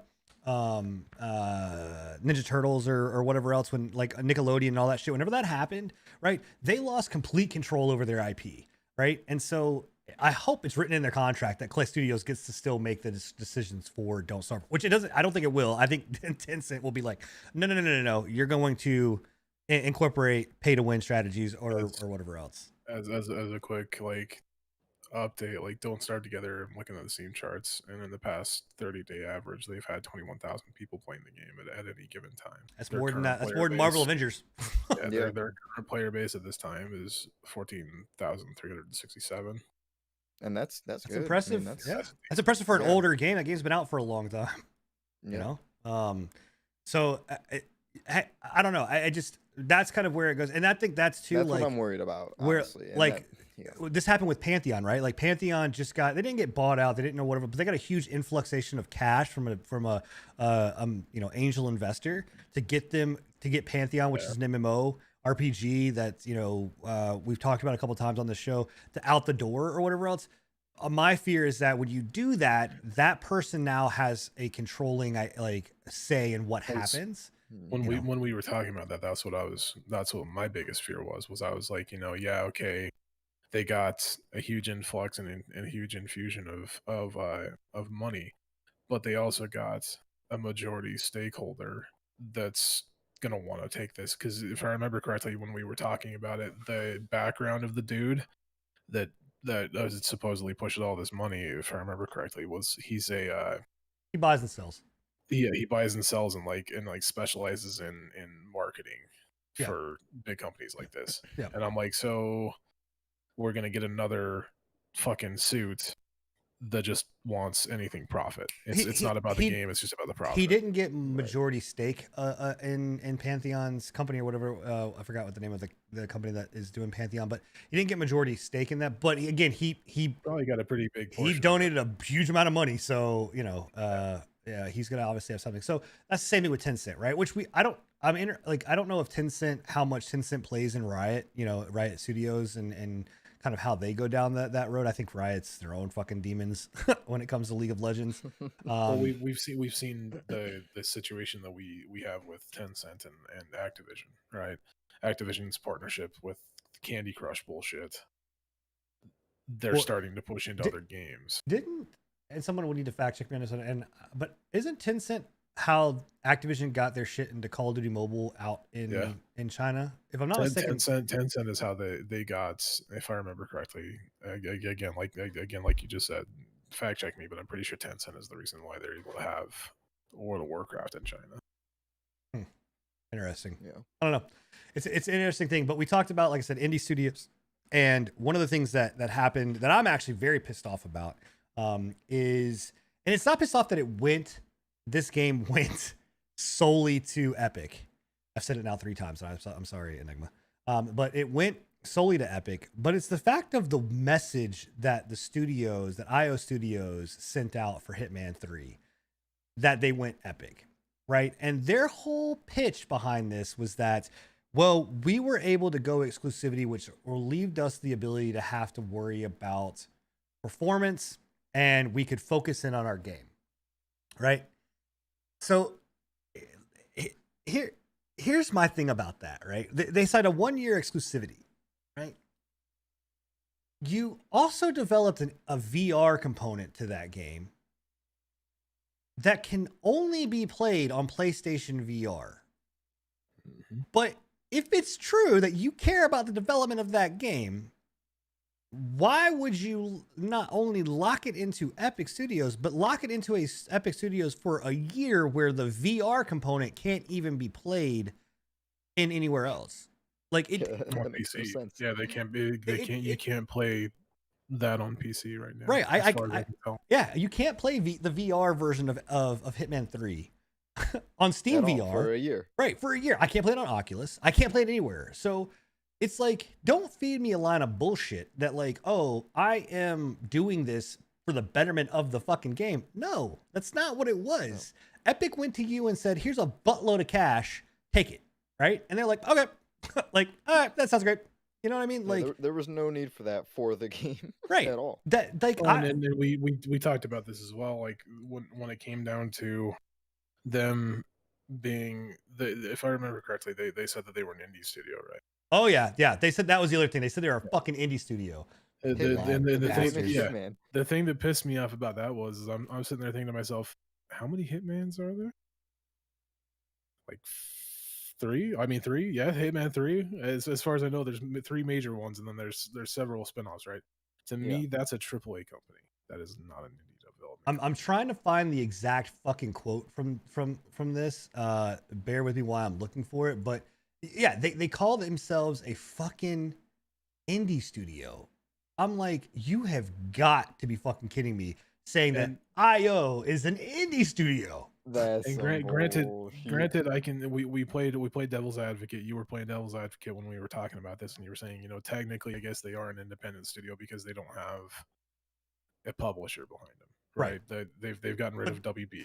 That's so technically they are an indie development studio, but they're not an indie development studio. No, they're not.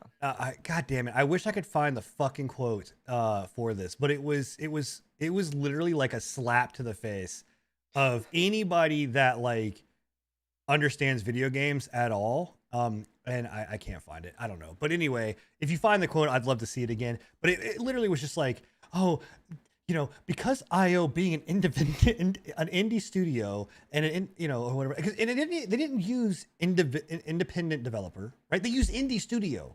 Like, that's not what you are. And I got the quote right here.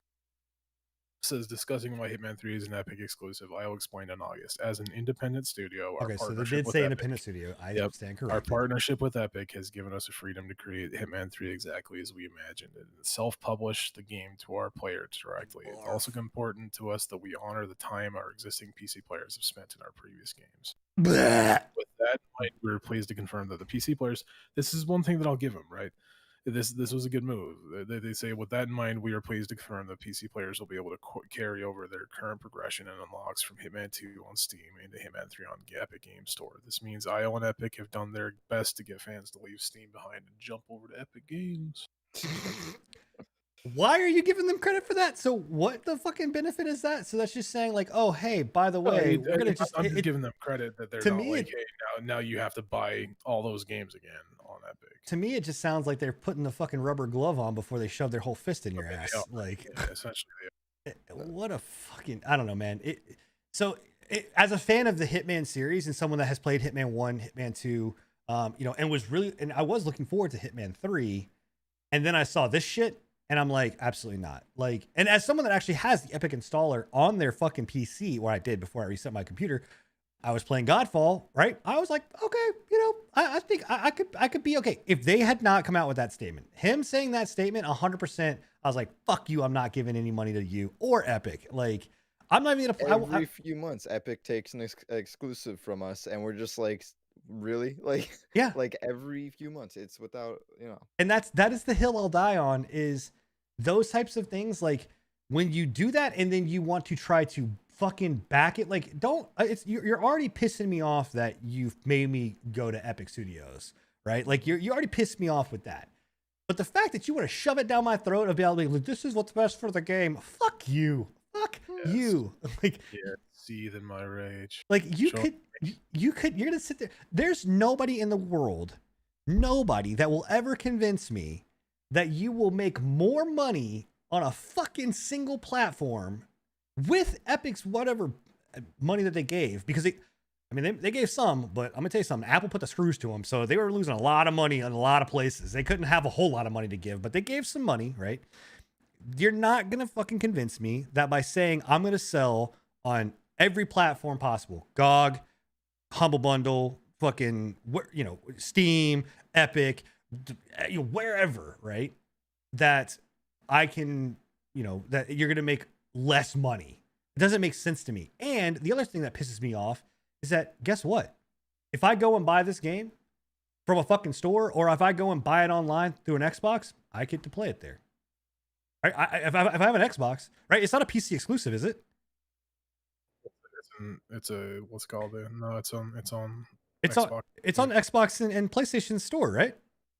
I'm pretty sure. Awesome. I mean, we know it's on PlayStation because they have VR on PlayStation. Yeah. Oh yeah. Okay. Fuck you guys. Fuck you guys. So you're just forcing PC players because of some bullshit crap that Epic Studios has with Steam, and Tim Sweeney has with Steam. Join me, my apprentice. Fuck you guys, bro. Fuck you. Like it's just now he's starting to see the dauntless anger and rage that I had when they went, hey, by the way, it's for the you know what, Fallout 76 was a big dumpster fire than in Cyberpunk. Fuck you guys. No, it's I don't know, it's just bullshit, right? Like I'm not crazy, right? Like this is yeah, it's complete bullshit. I mean, we see it time and time again with all this. The worst part about it is like literally they're cutting off an entire portion of their game to their player base because Epic doesn't have VR capabilities. Right. So it's like all those people out there that have the Vives, that have the HTCs, the Oculuses, yeah. They see those money signs and they just forgot they even developed the VR portion of the game. They're like, wait, what? And not saying that the VR component of this would have been fucking breathtaking, but the fact that it looks good, it still would have been fucking amazing. Like that is the world to fucking play VR. We watched that video with the it's VR. a whole new experience of Hitman. Right. We watched that video with the VR and it looked good. Like you could like tap people on the shoulder and they would actually like what's it called? Like turn to look and see who tapped him on the shoulder. If you tapped him on the right shoulder, they would turn to the right. And then the dude like literally stabbed him in the face on the left side. So it had some very unique things that it could have done, man. Like, right. It's I don't know. I mean, yes, I'm just saying it would have been. It's a cool thing, experience. But like, is it the reason to buy the game? No. But like, also too, the thing about Hitman that like really revolutionized. Like the last version of Hitman was such a revolutionary game in the way that you could just do whatever the fuck you wanted. You want to talk about a real playground way of being able to kill somebody and whatever else. That was Hitman. And like I was so like, again, it was off my, like Hitman 3 wasn't on my radar of being like, oh, I'm sitting here waiting. But like it's when they announced Hitman 3 and it was like, oh, it's releasing today. I was like, oh fuck yes, absolutely, I'm gonna go buy it right now. And I look and saw this and I'm just like, absolutely not. Like, and it wasn't again the fact of it was just an Epic exclusive. It was the fact that it was an Epic exclusive, and then you had this bastard come out and say some bullshit like that. Like, I don't know, man. Fuck you. Welcome to my rage. Yeah. Young Padawan. So join me on the dark side. Well, continuing that again, man, dude, segues tonight have been great, but continuing that discussion about fucking money and how dumbasses can play a whole role in making someone do something that they normally wouldn't do. If you follow Stonks, and by Stonks we mean stocks, right? GameStop stock is fucking it's like 700% up right now. All right, wait. Did you say what was that? GameStop? GameStop. Yeah. No, GameStonk. Yeah, GameStonk.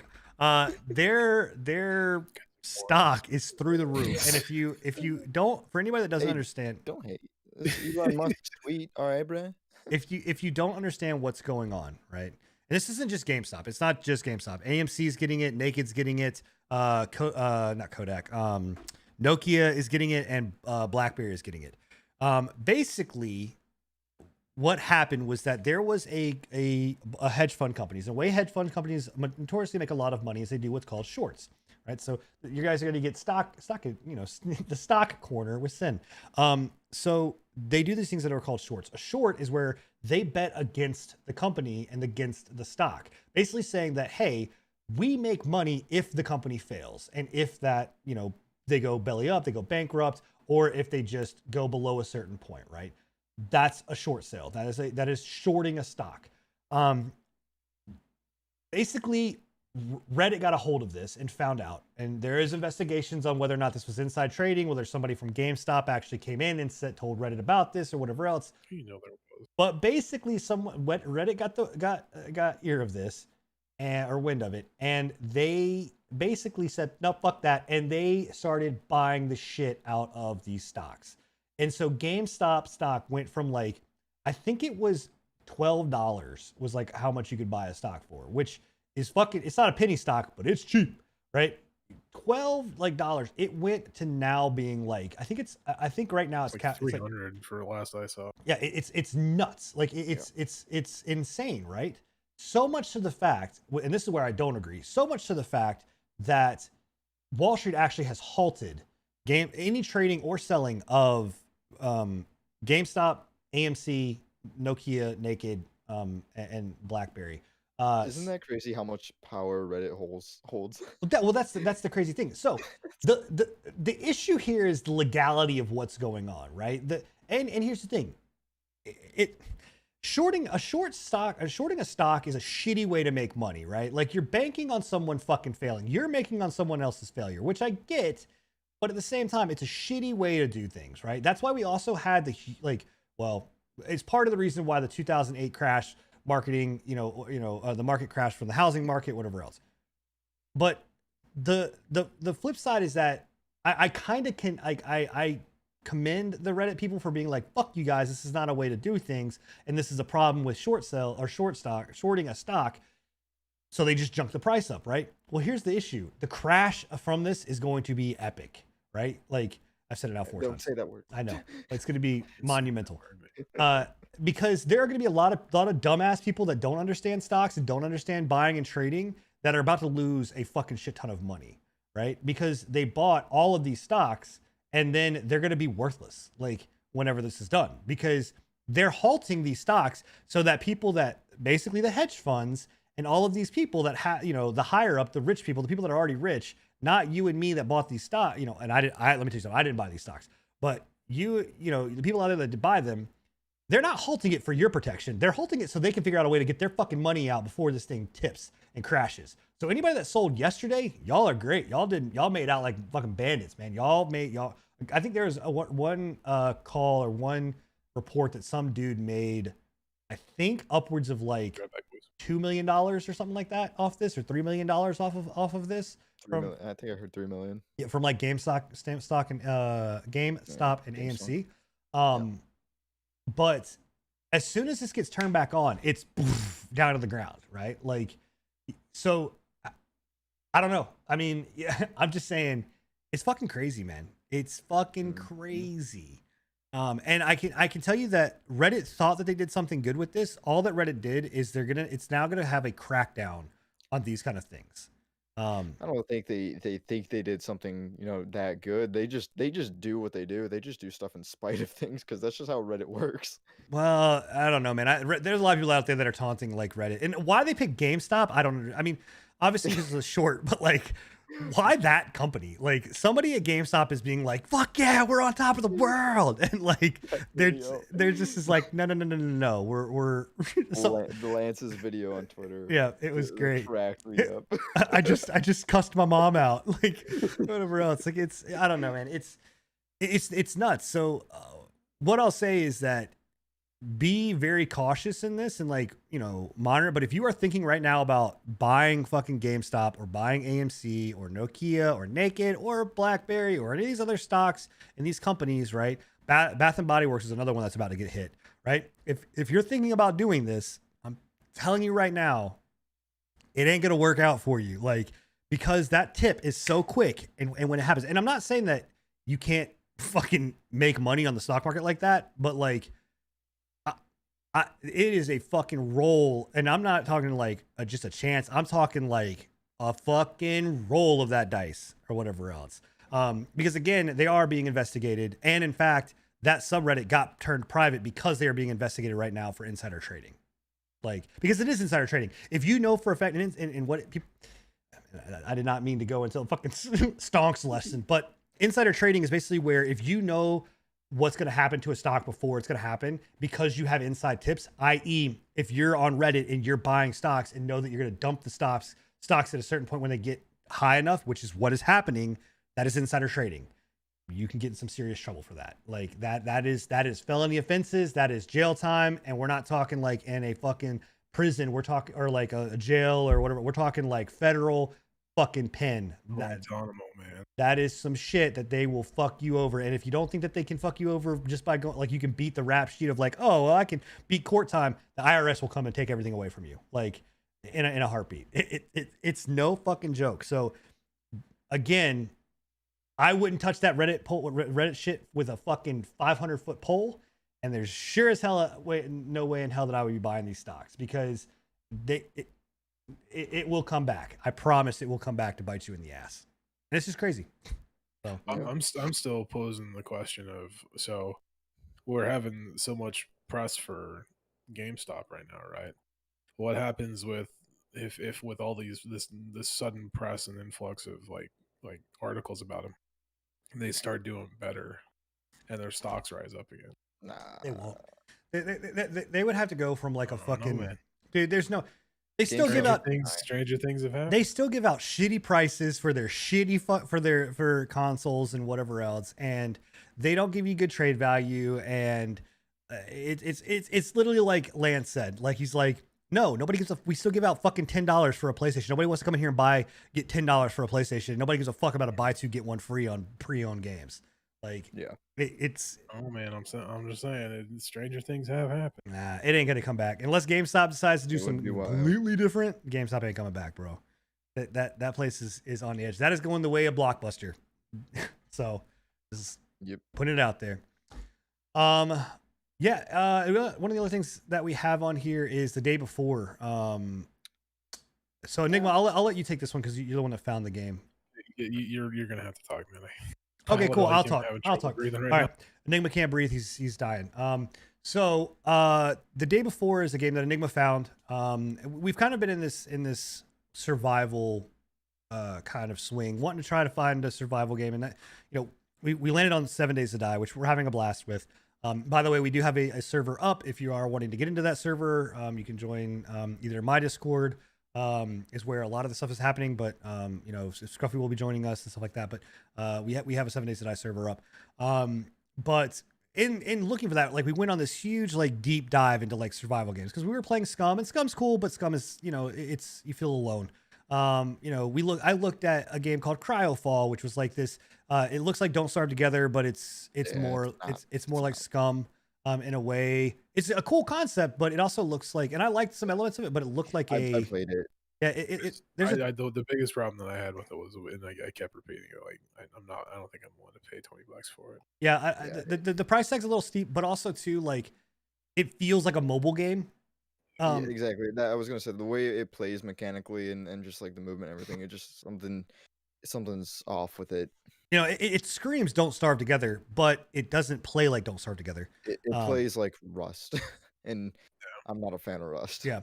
And so, we went down looking at all these games. Well, then Enigma stumbled upon the day before. And it was announced today, yeah? Right? Like, I think so, the day was its announcement date. It's on Steam, and you can wishlist it. But I'm gonna tell you right now, do not in any way, shape, or form pre-order or put any money into this fucking game. I'm skeptical, until you fucking actually see this thing perform, because it legit, like, almost screen for fucking screen looks like a rip of The Division. Like, this is like the fucking. Well, The thing that kind of drew me to it as well is that like it does look a whole hell of a lot like Division, and they're touting it as an MMO, which is what the Division was supposed to be when it first released. Yeah. Yeah, well, it's even got the fucking door open, bro. Like it's got the door open that Division had, and it's called The Day Before. And I'm not shitting on the Division, right? It's just that I'm shitting on what the Division was supposed to be and what we got, right? Like what we saw in E3 videos and what we actually got with the first Division. Now, the Division post was good. Like once they came out with DLC, they fixed a lot of stuff.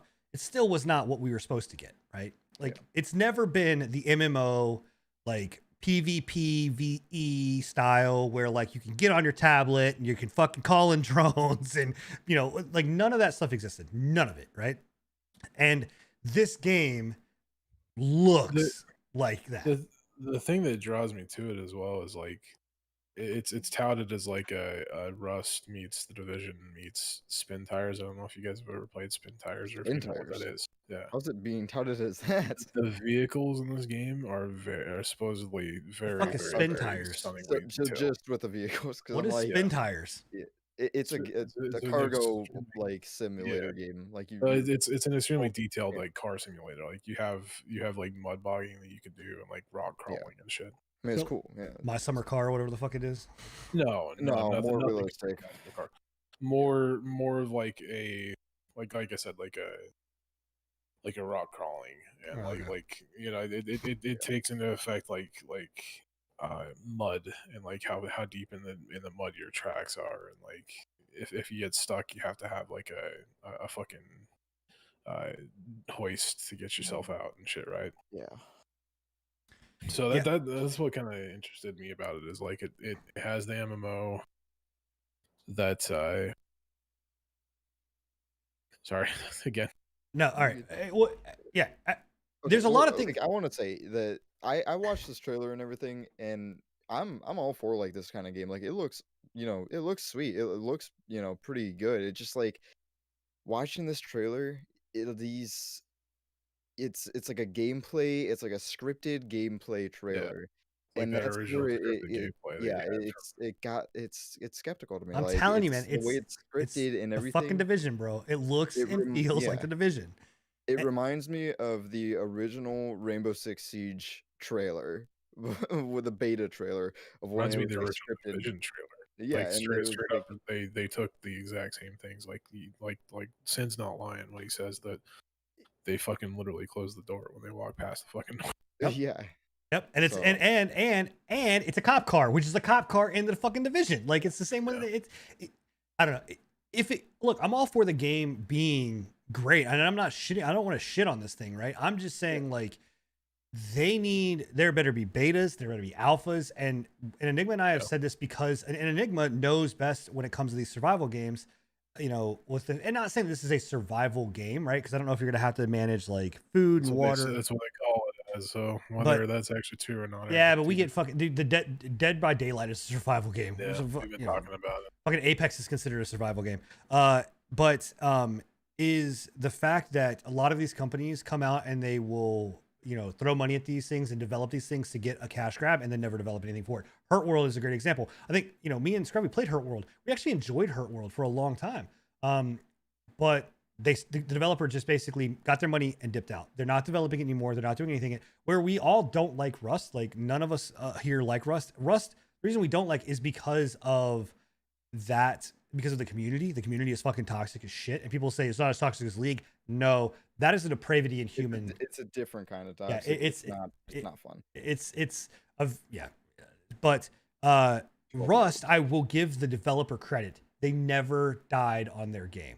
Right? They fucking said, nope, we're going to keep going. We're going to keep going. We're going to keep going. They never did anything with their community. Riot never does anything with their community, but they keep at it. And you know what? They made a game that has changed a lot. It's evolved, whether you like the way it's evolved or not. I personally prefer old Rust to new Rust. But so do I. They have stuck with it, right? I commend them for it, right? If the Scum creators stick with the game and keep with it with at the pace they're going, I commend them for it, right? But I don't know. This game, it just feels real weird Like, you know what I mean? It's just screaming to me like how Rainbow Six showed like such a cinematic trailer and everything, and then they came out with what they had. Yeah. What honestly I'm more excited about, and what has been in actual development and showed actual like dev blogs and vlogs and everything, is Dead Matter. I was about to say, I watched a big thing about Dead Matter. That Dead game looks Matter interesting. is still like going, and they're Problem still problem with Dead Matter is ones that ever fucking gonna release has been in development for what, since 2013. no, not that early, but like yeah, I think they originally went in. They were funded. They were Dead initially Matter funded in originally started, 2017, and it but they originally started started in like 2015. very, very early. Yeah. Yeah, but still, I mean, like, I don't think there's anything wrong with that as long as they keep showing us like they're pushing out, you know, some actual work on the game, and they have with their devlogs. Like I've seen a full like actual like gameplay alpha test that who was it? I think I watched Big Fry do on YouTube, and like it works, like it's working, and it's still like they're still pushing it. So No, I I've don't got know. hopes for I've had Dead Matter on my radar ever since it first like popped the game. up, and Yeah. it's been through like so many renditions No. and so many like they've remade it like 4 different times. The only It's thing the only problem that I have with it. the only problem, but that's not the only problem I have. The only thing I have a problem with something like Dead Matter, right, is, and I think this really kind of opened my eyes whenever I was really diving into these different, games, trying to find one that we could play and stick with, and why we ended up actually going back to 7 Days to Die, is because none of them do anything I think unique, right? And so like, or I think Dead Matter. What is Dead Matter doing unique? You know what I mean? Like, what's it doing differently than Dead Side, than Daisy, than Scum, than these games? Like, I'm asking. I Like, what think is it? you're right. I just don't. I don't think it is necessarily doing anything super unique. I think it's just trying right now. From what I've seen, it's pulling from a lot of different games right now, and especially it's starting to pull from Escape from Tarkov just because of how big that game has been. I can see that they've implemented some features that game has been like, just with like the loot system and everything. I know Scum actually did the same thing with their loot system of like how Escape from Tarkov had theirs. But like, I don't know. I just Well, a I'm good, s- good. go ahead. I'm just saying I'm still more inclined to something like that than to a day before, with having like no knowledge of just like some cinematic trailer, and Well, then yeah, it's but gonna be out. we've Like, also I not. don't know. Well, they didn't say when it was going to be out, did they?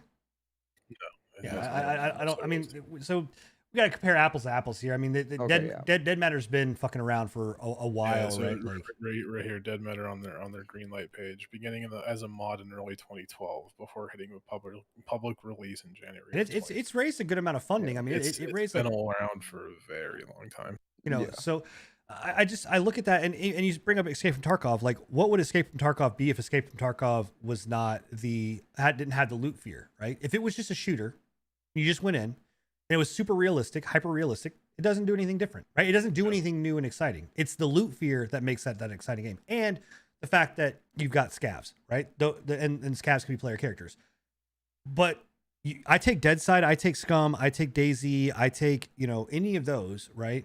And the numerous fucking ones that you can go see that. And go on Steam and pull up fucking survival open world crafting games.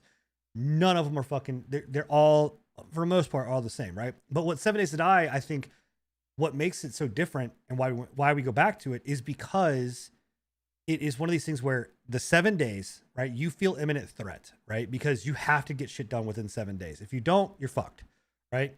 And the other side of that too is you have, like, I think that their leveling up system, I think that their looting system, I think that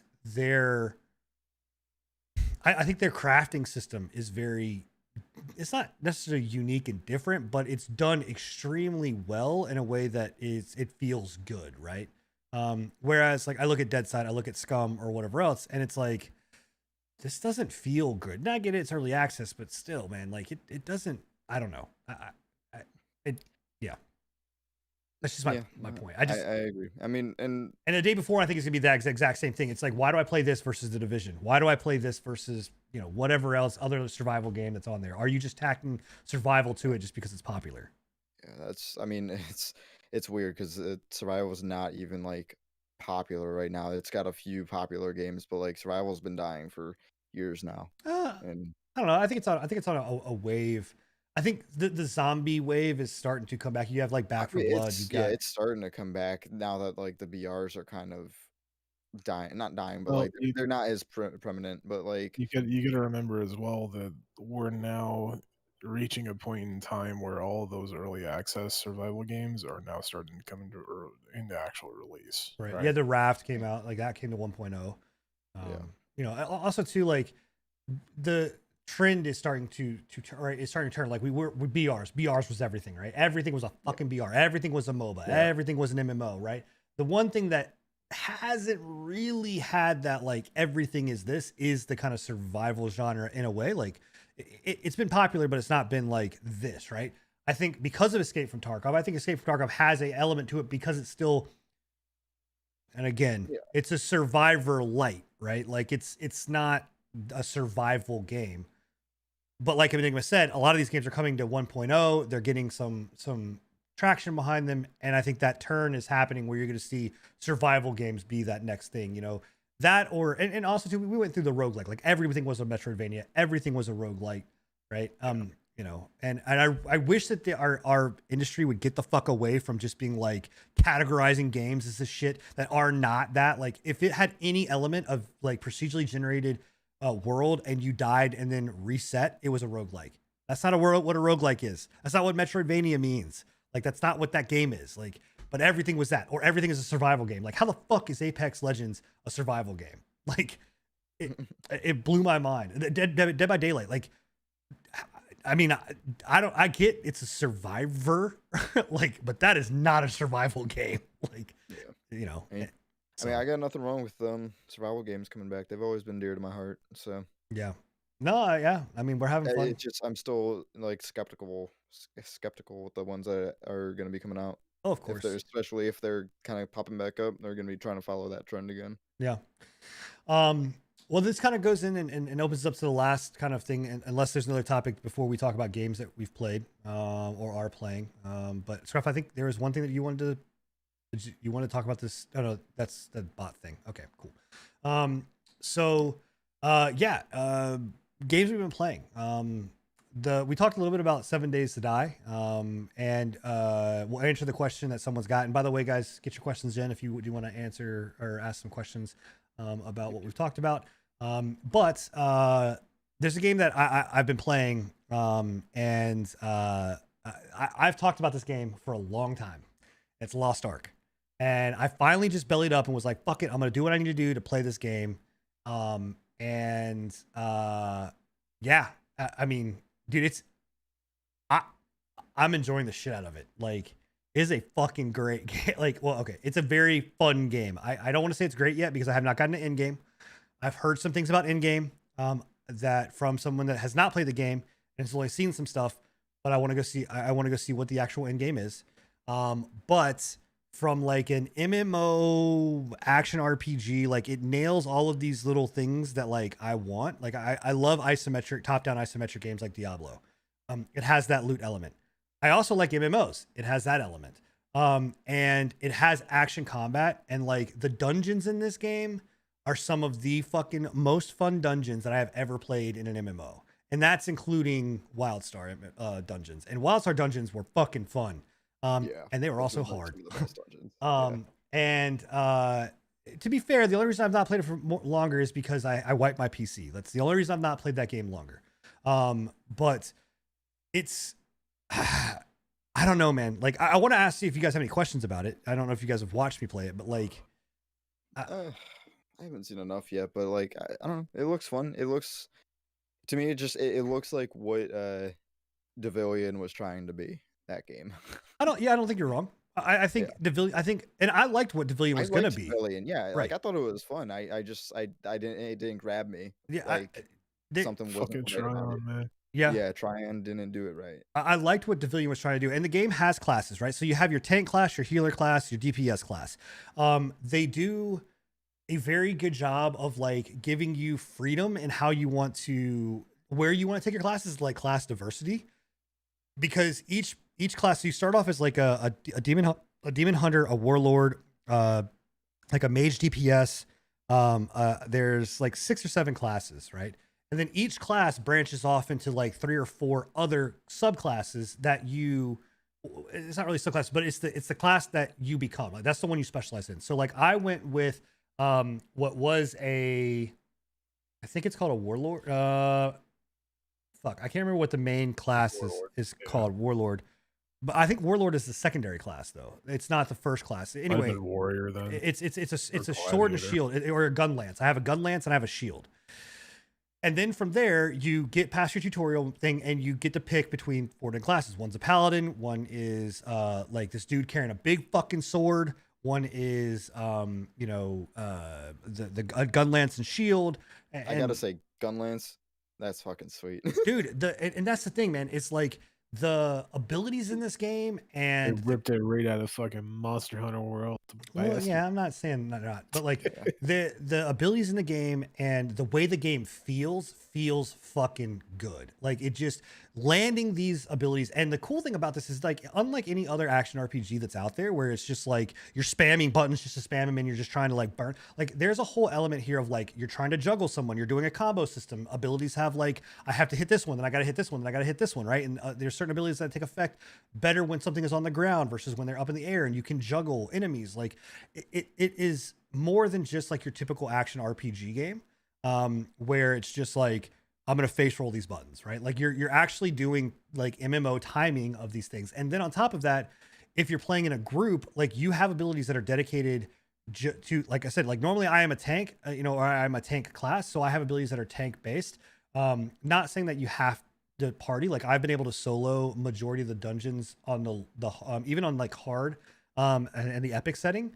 But I think that's because I am a tank in the way that I am able to, like, I can just basically, smash my face against it until they're dead. But like there are elements to the game that make it so where, again, it does exemplify being able to play together and doing it. And they have there are the systems in there, like they have the crafting systems. And actually this is one of the first games in a long time in an MMO that I've actually enjoyed that crafting system.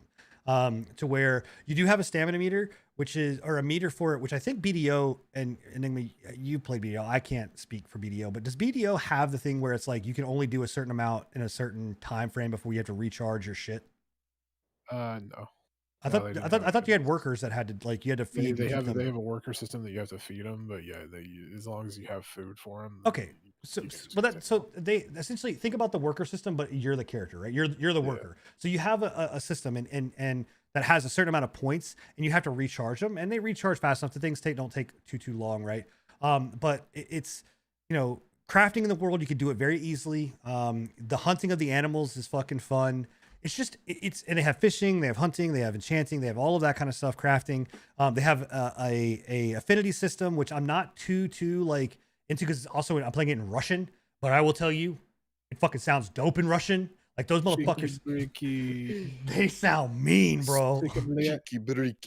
Like whenever you get into a fucking fight, the boss is just like, because he's Russian. Like, I think he's probably saying, I love you, but it sounds fucking badass because he's fucking like, one of the affinity chicks legitimately scares the shit out of me because it's an older lady, and like the way that they dubbed her voice, she sounds like a fucking demon, but like you're trying to like woo her or whatever else to get her to like you, and she's just like, I'm like, all right, man, I don't know. Of course, you'd be trying to woo an old demon lady. So. Yeah, so but anyway, and they've got like, and the map is fucking massive, and they've got boats. I don't know. I could go on and on and on. I could do a whole fucking 2-hour show about this thing. And I really do, man. Like if this game as long as Amazon doesn't fuck it up, dude, just don't fucking touch it. Just like let it come out, let it do its thing. Just fucking bring it over it and localize it. Like I think this game would do fucking gangbusters. Like I understand why people are saying this is like one of the top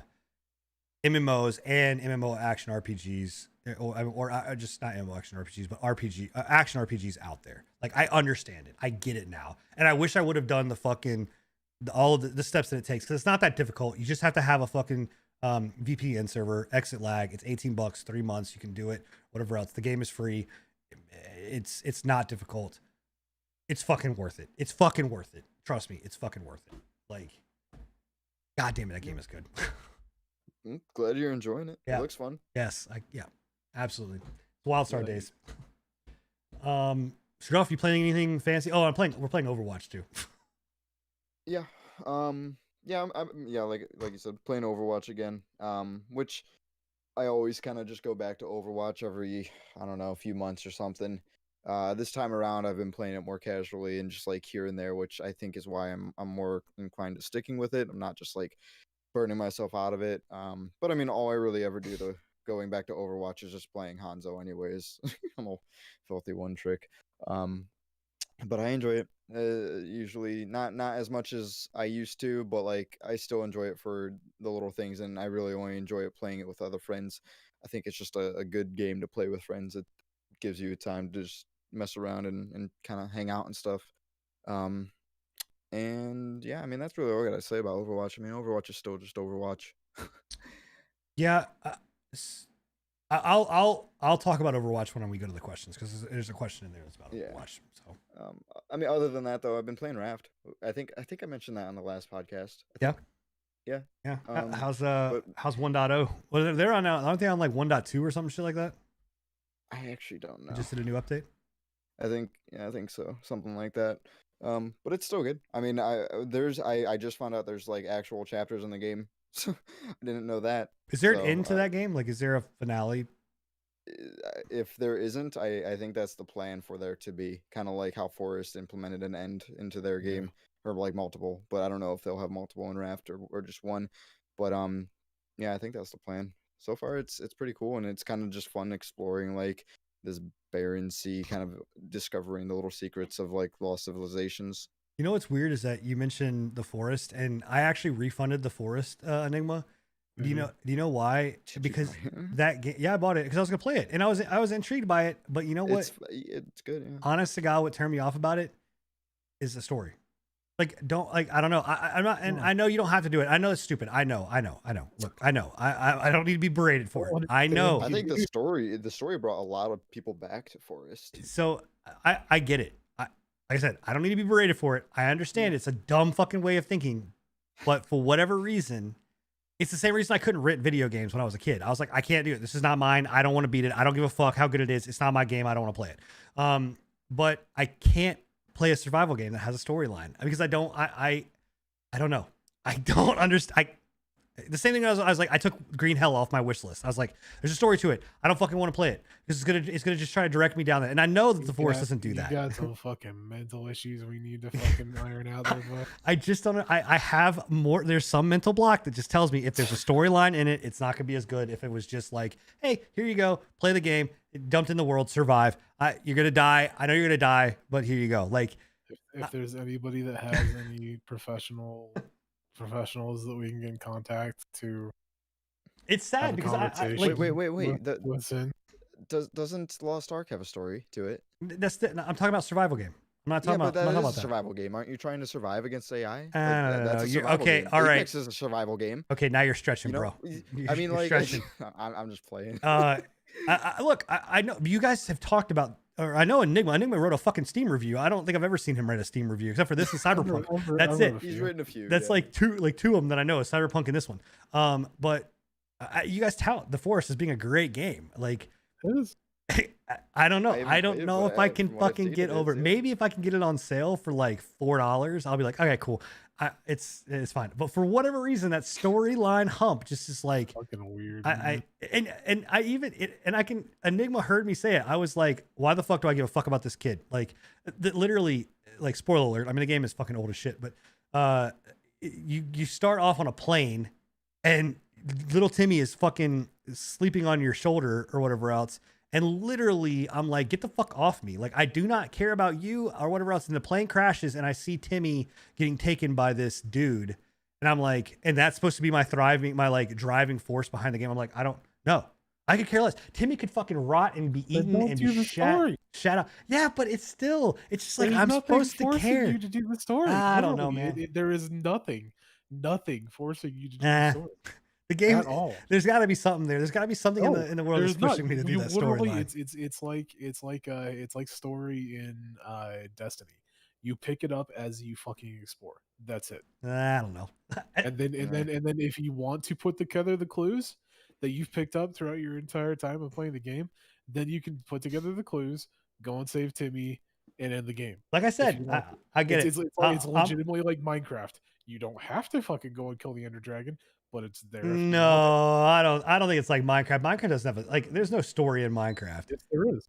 No, I think there actually is. There is no. an ending to fucking Minecraft. I didn't say there's. I didn't say there's an ending. I didn't say I don't have an ending. All right. Well, like it's still not as much as like a real story. It doesn't have like like insanely deep story. Neither does the forest.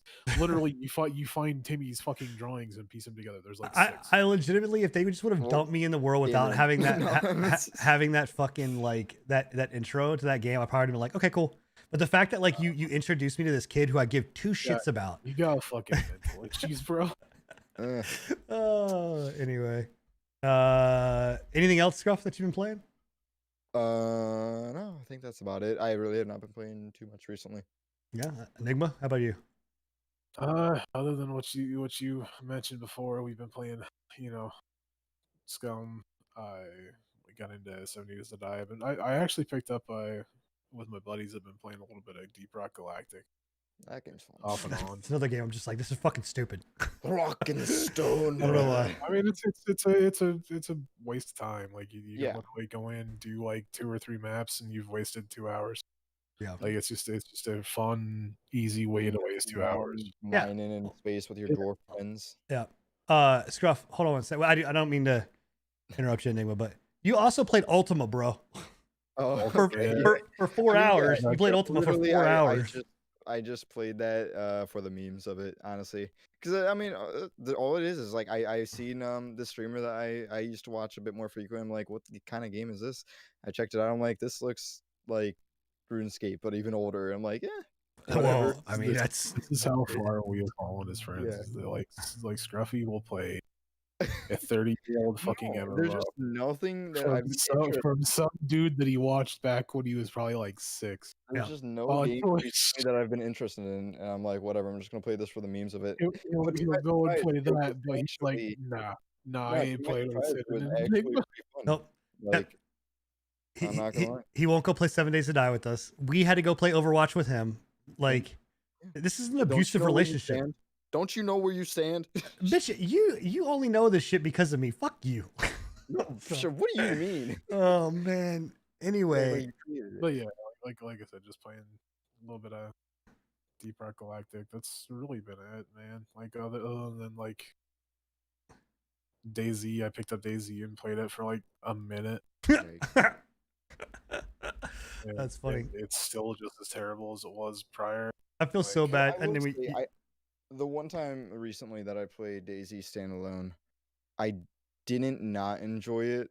It was still DayZ standalone, but I played on a modded server that was on a different map than Chernarus too. It was called like Deer Isle, and it was like more of like a southern kind of style map, like with bogland and stuff. And I thought it was kind of cool.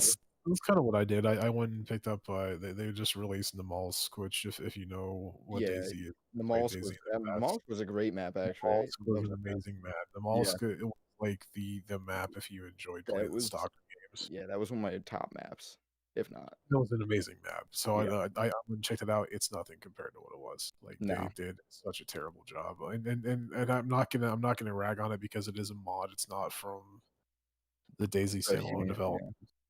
So I'm sure they'll get it to a point that it's at the same quality as the Malsk was on the mod, but I think that they're limited by what the actual standalone game is giving you. Like it's not there yet. Well, what's sad is that you've got to go play a mod of a game to have fun with the game when it should be the other way around. Like, now I'm not saying that you shouldn't be able to have fun with a mod, but the main game should be just as fun, if not more fun, than a mod. You know what I mean? It's just sad for me to look back on a game that influenced like my gaming so heavily from the early 10s on into like 2015, 2020, right? Like I played I played a shit. Like I don't even want to know how many hours I put into DayZ mod. Yeah, I mean, It's probably original Arma 2 Operation Airhead Daisy mod was it was something about it was just so pure, so good. It was such a good survival game. Welcome.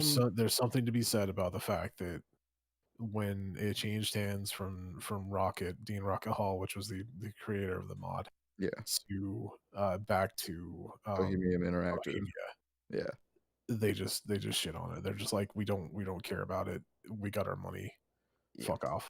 Well, Pretty much. welcome to where I have been forever with Star Wars Galaxies, because I would say that this, dude, same thing, exact same thing, literally. SOE fucked over Star Wars Galaxies, and I'm sure we would do the same thing. But SOE, dude, I dumped.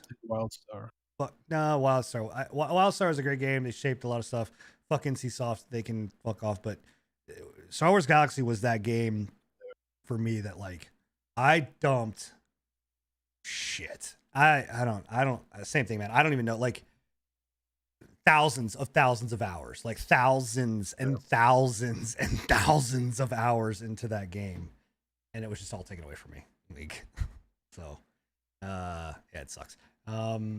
And then Bill's not here, but on the next show, Bill will talk about actually one of the key things before, that we'll talk about, and not wait, is he played Resident Evil 8. He played the demo of that. He's got some updates on that. You can go watch his VODs on his channel for Resident Evil to go see that.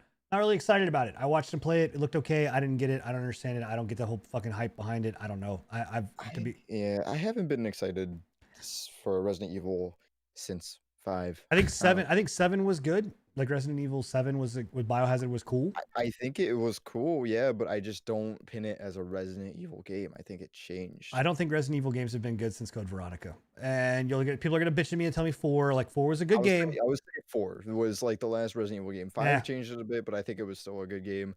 See, to me, 2 will always be Resident Evil. Like 4 was good. I'm not gonna say 4 was bad, right? But 4 to me, not ruined Resident Evil, but one of the things that's iconic to anybody that grew up playing Resident Evil was the camera, and them changing that camera to over the shoulder changed that game drastically to what it was, to something completely different.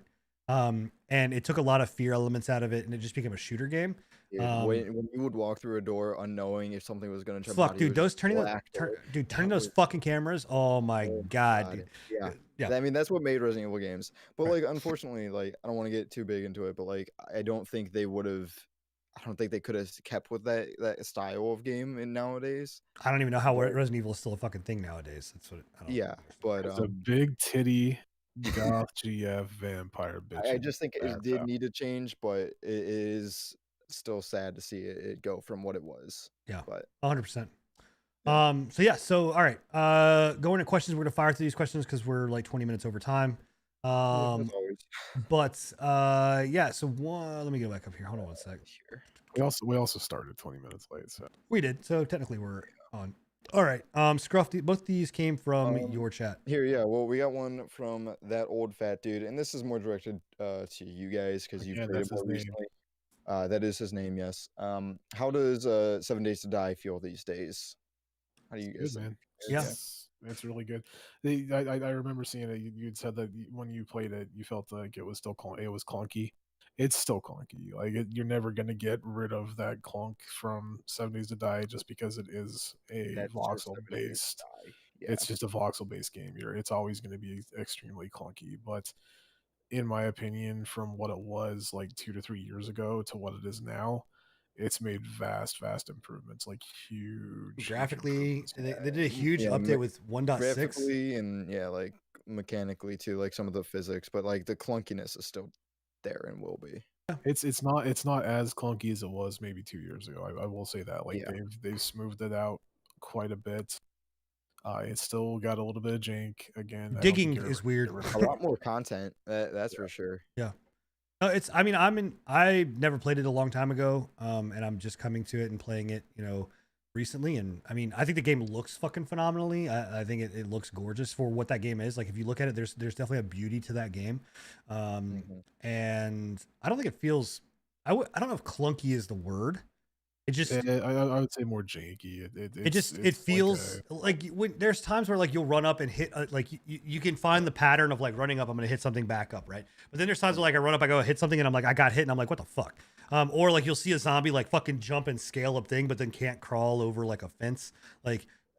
So there's some stuff there, but I wouldn't say it's any different than some of the other shit that I've seen like in other survival games, like or whatever. So I don't think it feels bad. I think it feels good. I think for like a zombie survival game, it's one of the better ones out on the market right now. I will say like I like the way it feels whenever I hit something and I hear that clang or that dunk or whatever else. The skill system that they've implemented recently really within good. like the last like 2 years has like made it extremely fun because you can kind of like make whatever kind of character you want. If you want to make like a melee character, fucking it's great. Like melee is very satisfying. Like he said, there's a certain type of meat to like hitting something with a bat Yeah.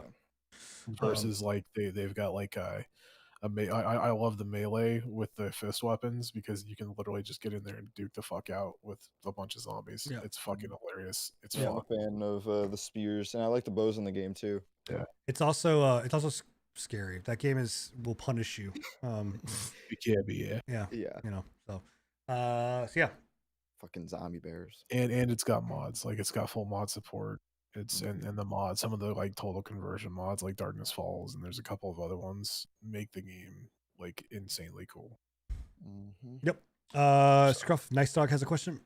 Yeah. So Nice Dog 97 asks, so now that Enigma and Sinner are back in Overwatch, how you guys feel about it? And I mean, I wouldn't say you guys are necessarily back. I don't know. Maybe that's me. But what do you guys feel about Overwatch? Enigma, you want me to go first? Hey, go ahead, man. All right. Yeah, I definitely wouldn't say I'm back into Overwatch. I would say that I'm playing it because I want to play with my friends and because Scruffy refuses to play anything else with us. He hates But us now. Some random dude on the internet told us. 100%. What I will say about the game is that I left, and I still think it's there. The game has a problem, in my opinion, when it comes to this, what I call the Mario Kart rubber banding, right? And what it is basically, if you've ever played Mario Kart, if you're in last place, the game will give you shit to make it so like you will have the ability to maybe not place in first, but you'll be able to fucking race it out, right? And actually have, get up there. The same thing happens in Overwatch, in my opinion, where it's just like and I can count it down every single time. Like we'll hold for the first minute, we'll hold for the second minute, we'll get down to like 30 seconds. The team's gonna pop whatever the fucking catch up, whatever it is. They're gonna pop their shit, their ultis, whatever. They're gonna have something go off that just feels real weird, and all of a sudden, boop! It's like, oh, the game's going again. Like, oh, they have a chance now. They're pushing it forward, whatever else. Also, their map design and a lot of the or some of these maps are fucking trash. Yeah, I will say the new maps, ever since I think Oasis was our last like good map. Ever since that, like they've released some, I don't know, not so par maps. Like they've just not done good with the Unbalanced. Yeah. They're Like a lot of them very are unbalanced, and it's Yeah. like if you start, like there was one that we were doing the other day. It was that one that we literally just got thrashed in like 2 seconds. Yeah, you're talking about that was the one that we couldn't push. No. The one that we That's the couldn't Paris push, one. we would go through that doorway and they were just chilling on that fucking first point. It's Paris. It's ridiculous. Like we sat there for like what, like 20 minutes maybe trying to fucking push that first fucking. Well, you can't. I mean, you can't do. But you sat for a long time. On some maps is just the choke points are too much of a choke point. It's just you can't get through. What I'll say about and the other side of it, but I will say is that the game from an arcadey shooter or like super arcadey shooter, it feels good. Like I feel like there are some elements in that it feels good to hit someone, to kill someone. There's some champions that I think are bullshit. Hanzo is one of them. It's fucking crap. Whoa. No, just fuck you, bro. It's you every time. Doesn't mean Hanzo's crap. That just means dude, that mechanic that you can just be headshotted and in one shot be done and down in a game that's like I'm gonna pump lead into you. His ulti is like the size of the fucking map. Okay, he might be a little broken. A little bit. But I'm not saying there's other heroes that aren't. There's a lot of other heroes that are. Oh yeah, I mean, definitely- I don't know of any other hero that has an ulti that's like the size of the fucking. no, but like you have something like I think Junkrat or whatever else. It's like his ulti is bullshit to me. I will say that, like Maze, his ulti, Sigmas. his ulti, fucking what's her name? Divas. Divas, yeah, Yeah. with her fucking Sigmas. explosive. Yeah, I mean, a lot of people have those mass area of control ultis.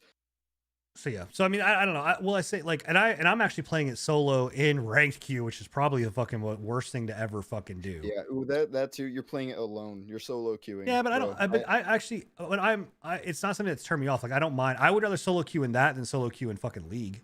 Like, no, they ain't no. I don't know, bro. You can't. You don't get to speak about League. You don't play enough League. In anything. No, solo queuing in any game for me. I don't do. I won't because it's just the team that you're paired up with. I feel like you need communication, and there's just a lot of times there's a lot of miscommunication. Well, that's what I'm actually surprising to find is in Overwatch, at least the ranks that I'm in, there's actually a lot of communication. I'm actually very surprised at how much communication is in that game, but the community is still shit. Better, yeah, it's better than at least League. Yeah, League is fucking trash, dude. It's fucking shit. So, but yeah, Enigma, I don't know what are your thoughts on it? I mean, I know you only played like 1 or 2 games, but what's your thoughts on it? Yeah, I'm kind of the same way as you, Scruffy. Like I like playing with you guys, but I don't think that I would play it unless I had like friends playing it. Yeah, you know? that's my only go-to. I think that what they did with the forcing you to have like a tank, I think that's smart, and a healer and a DPS. No, that was a good option.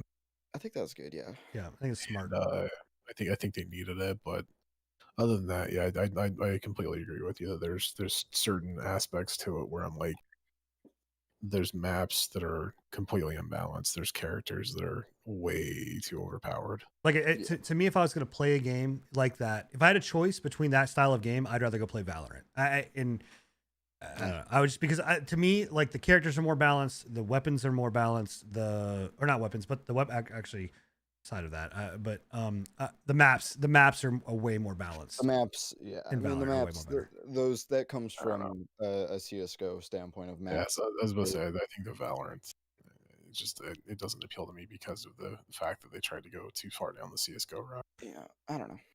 But it's not bad. It's all right. I mean, it would not be something I'm going to go out of my way of to be like, oh, fucking Overwatch is back. Too. Yeah. So it's definitely fun. I enjoyed playing with you guys the other day, but I definitely suck at it. I'm not very good. I've never been very good at shooters, so it's like he is a healer that doesn't heal and DPS is the shit out of everything.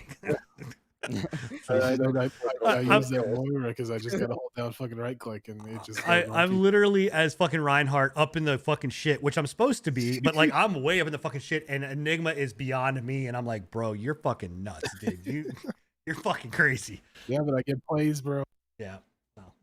Nobody gets play of the game because Scruffy steals them all. That's true. Which I will give you. You know what, Scruff? Credit where credit's due. Your Hanzo is ridiculous. I give him credit, he gets man. plays in the game, though. Thank you. Yeah, his Hanzo's. You want to know why he gets that? Because he steals everyone's kills. Everybody else's Yeah, kills. so 100%. I deal so much fucking damage, and then he fucking comes in and just like, boop. So. But they're all dinks. You hear the dinks? Yeah, I hear no dinks. All I hear is kills stolen. No, nice dog's got the healing for me. I can be the DPS. He can be the healer. Yeah.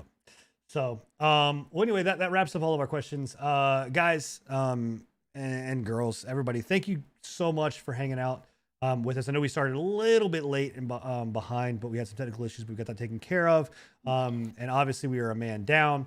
So we weren't full strength and technically 2 men down because Enigma piled through it. And I gotta say, man, I give so much credit to Enigma. Dude, like I'm having a hard time breathing right now. We opted to try to do the podcast, even though we all were kind of like Enigma. No, this man was just like absolutely not. We've already pushed it back once when before the last one. If I die, I died for my troop, guys. So you're a trooper, man. So he went on more than anything though. Just like feel better and as well as your family. I hope everyone feels better.